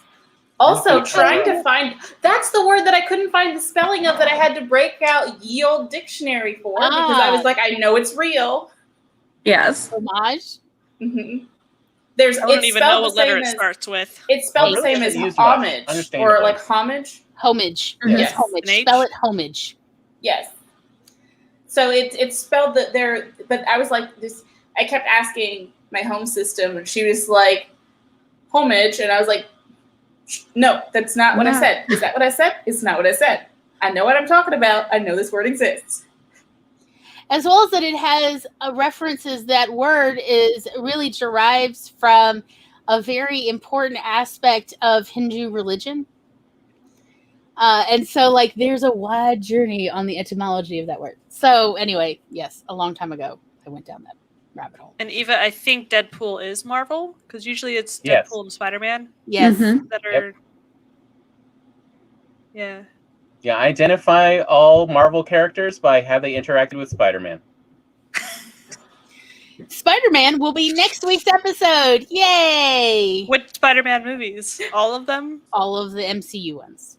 Not Spider-Verse. Homecoming. Spider-Verse. We will be covering it because I like it. That's my favorite Spider-Man movie, and I haven't watched the other ones in the MCU. I haven't seen it. I will this week. I will watch it. Look, I was here for the Jake Gyllenhaal or whatever, and Maggie Gyllenhaal. I can't keep up. Andrew Garfield. Kirsten Dunst. I was here for all that. I drank through every one of those movies in the theater. So by the time Tobey Maguire shows up, no, Holland. Tom Holland. Yes. Tom Holland. I was like, I'm good, thanks. So yeah, I'll do it now. I have teenagers, so I have movie night. But I love Into the Spider-Verse. Like that, I've watched endlessly. Should I watch it? Yes. Yes. It's so good.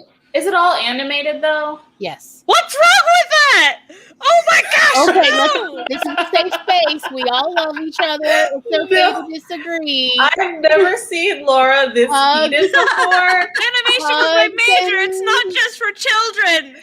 It's not just for children. Here's the thing. I like children's stories told in animation, but adult stories not as much. And I don't like Grave of the Fireflies. I've never seen that. Oh, that's Laura. You got to prepare people for that one. Yeah, even Tom won't let me watch. He's like, no, you're not emotionally stable enough for that anime yet. So even like my brother was telling me about the one that's on HBO where it has no talking and it's like the prehistoric man and the dinosaur. Gertie, the dinosaur? It's sad. Are you talking about the movie Dinosaur? Like it was a Pixar movie, right? Or something? No, it was an animated series on HBO, I believe. And there's no dialogue at all. It's all music, facial expressions, and body language, and this man and the dinosaur, and the bonding experience. And my brother was like, "It's amazing," and he made me watch the first episode, and it was good. But I was just like,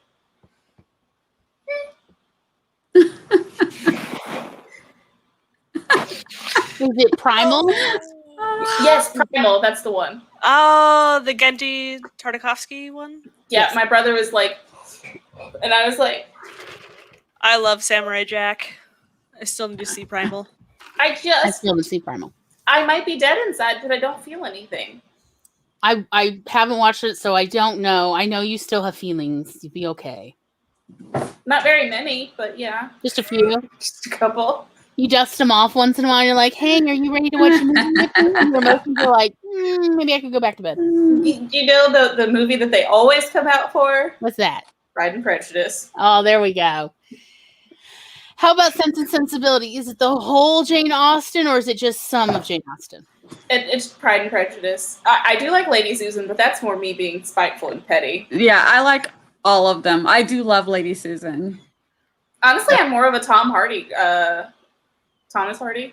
Not the Tom Hardy, also him, but I was like, wait, it's the same name. It's very confusing. It is. I was like, I have to say all of this or everyone's just going to be like, yeah, Tom Hardy. I mean, I have no criticism to say because What was it? 3 years ago when I wanted to join the Romance Writers of America, the manuscript I was working on was essentially a Jane Austen queer romance. Oh, and there was so many, That's what inspired my first trilogy that I've written the first 2 parts of. I need to rework it. Not the point. But that's what inspired it. I was like, because Jane Austen, whenever there's romance, she always leaves you at the door. And I did not in my stories. That's mostly what I wrote. Same Z. Okay, we got to talk about this offline. Yeah, but like I'll do a reading for you later. Of like, oh, please and thank you. How's my Pim doing?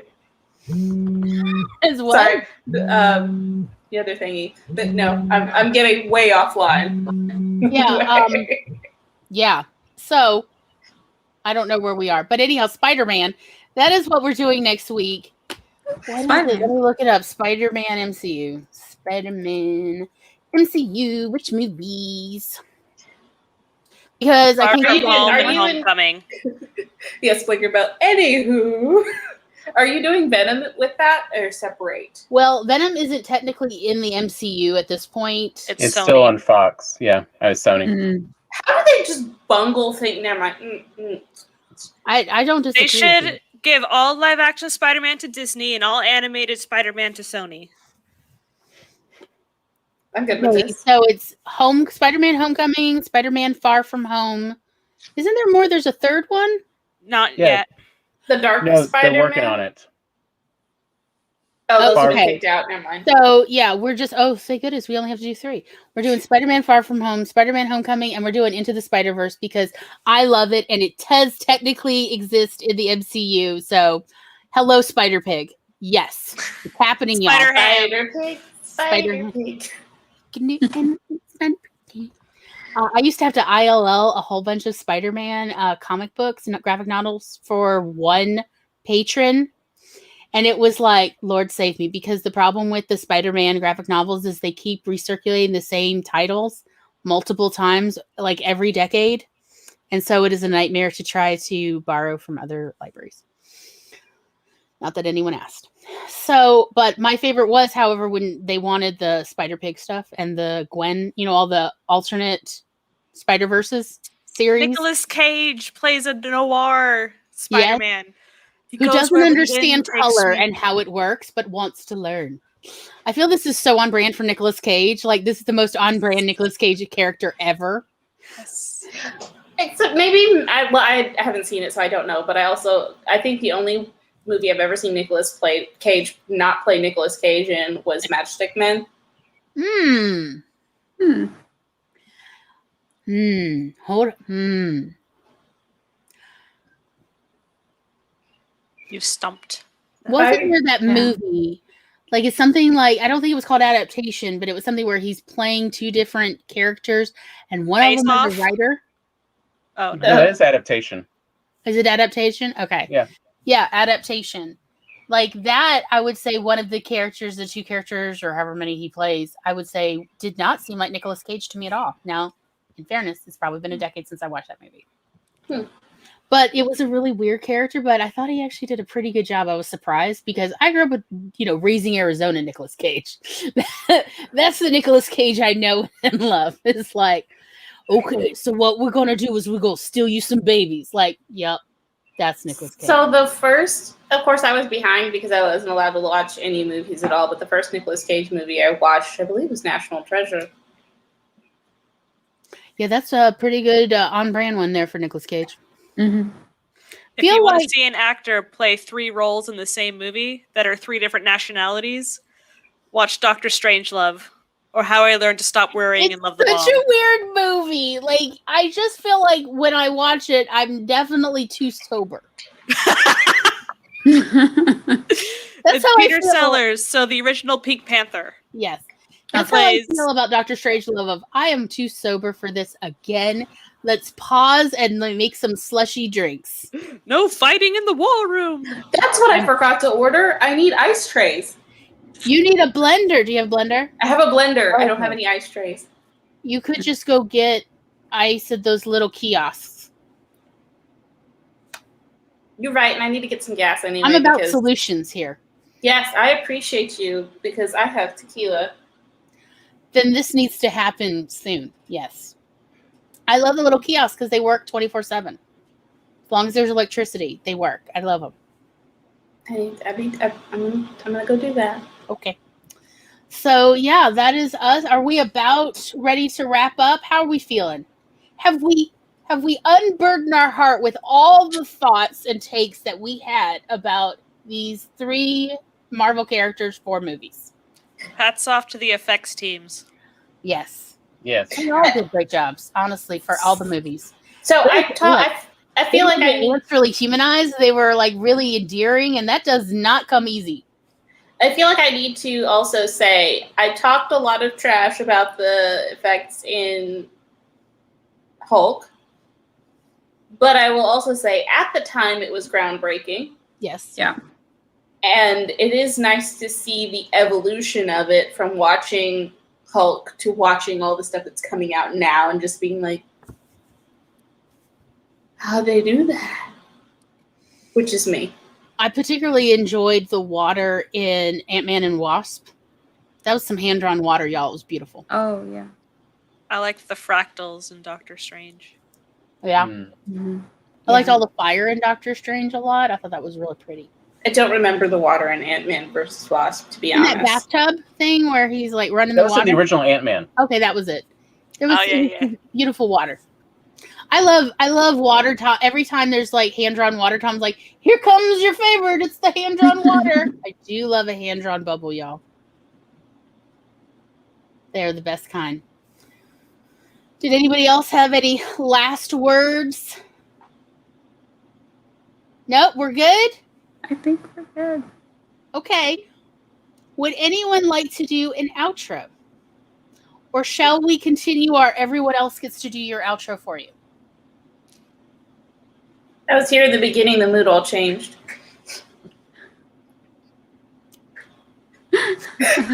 Nope, just me. Thank you.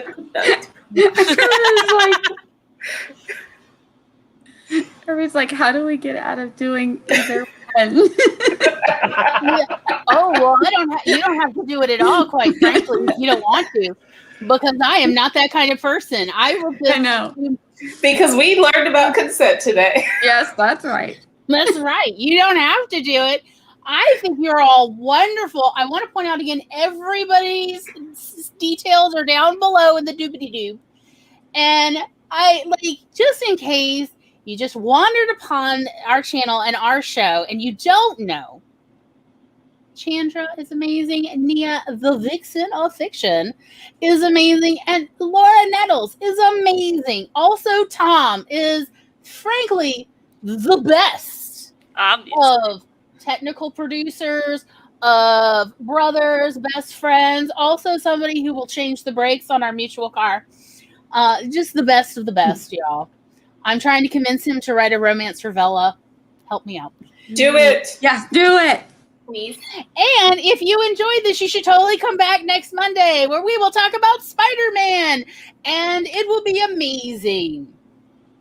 Because I will talk about that pig a lot. I also like Gwen. There seems to be maybe a special request that I'm not familiar with, but I'm about it. What? In the private chat? Yeah. Wait, what's happening? In the private chat. Oh. I don't know what the banana song is.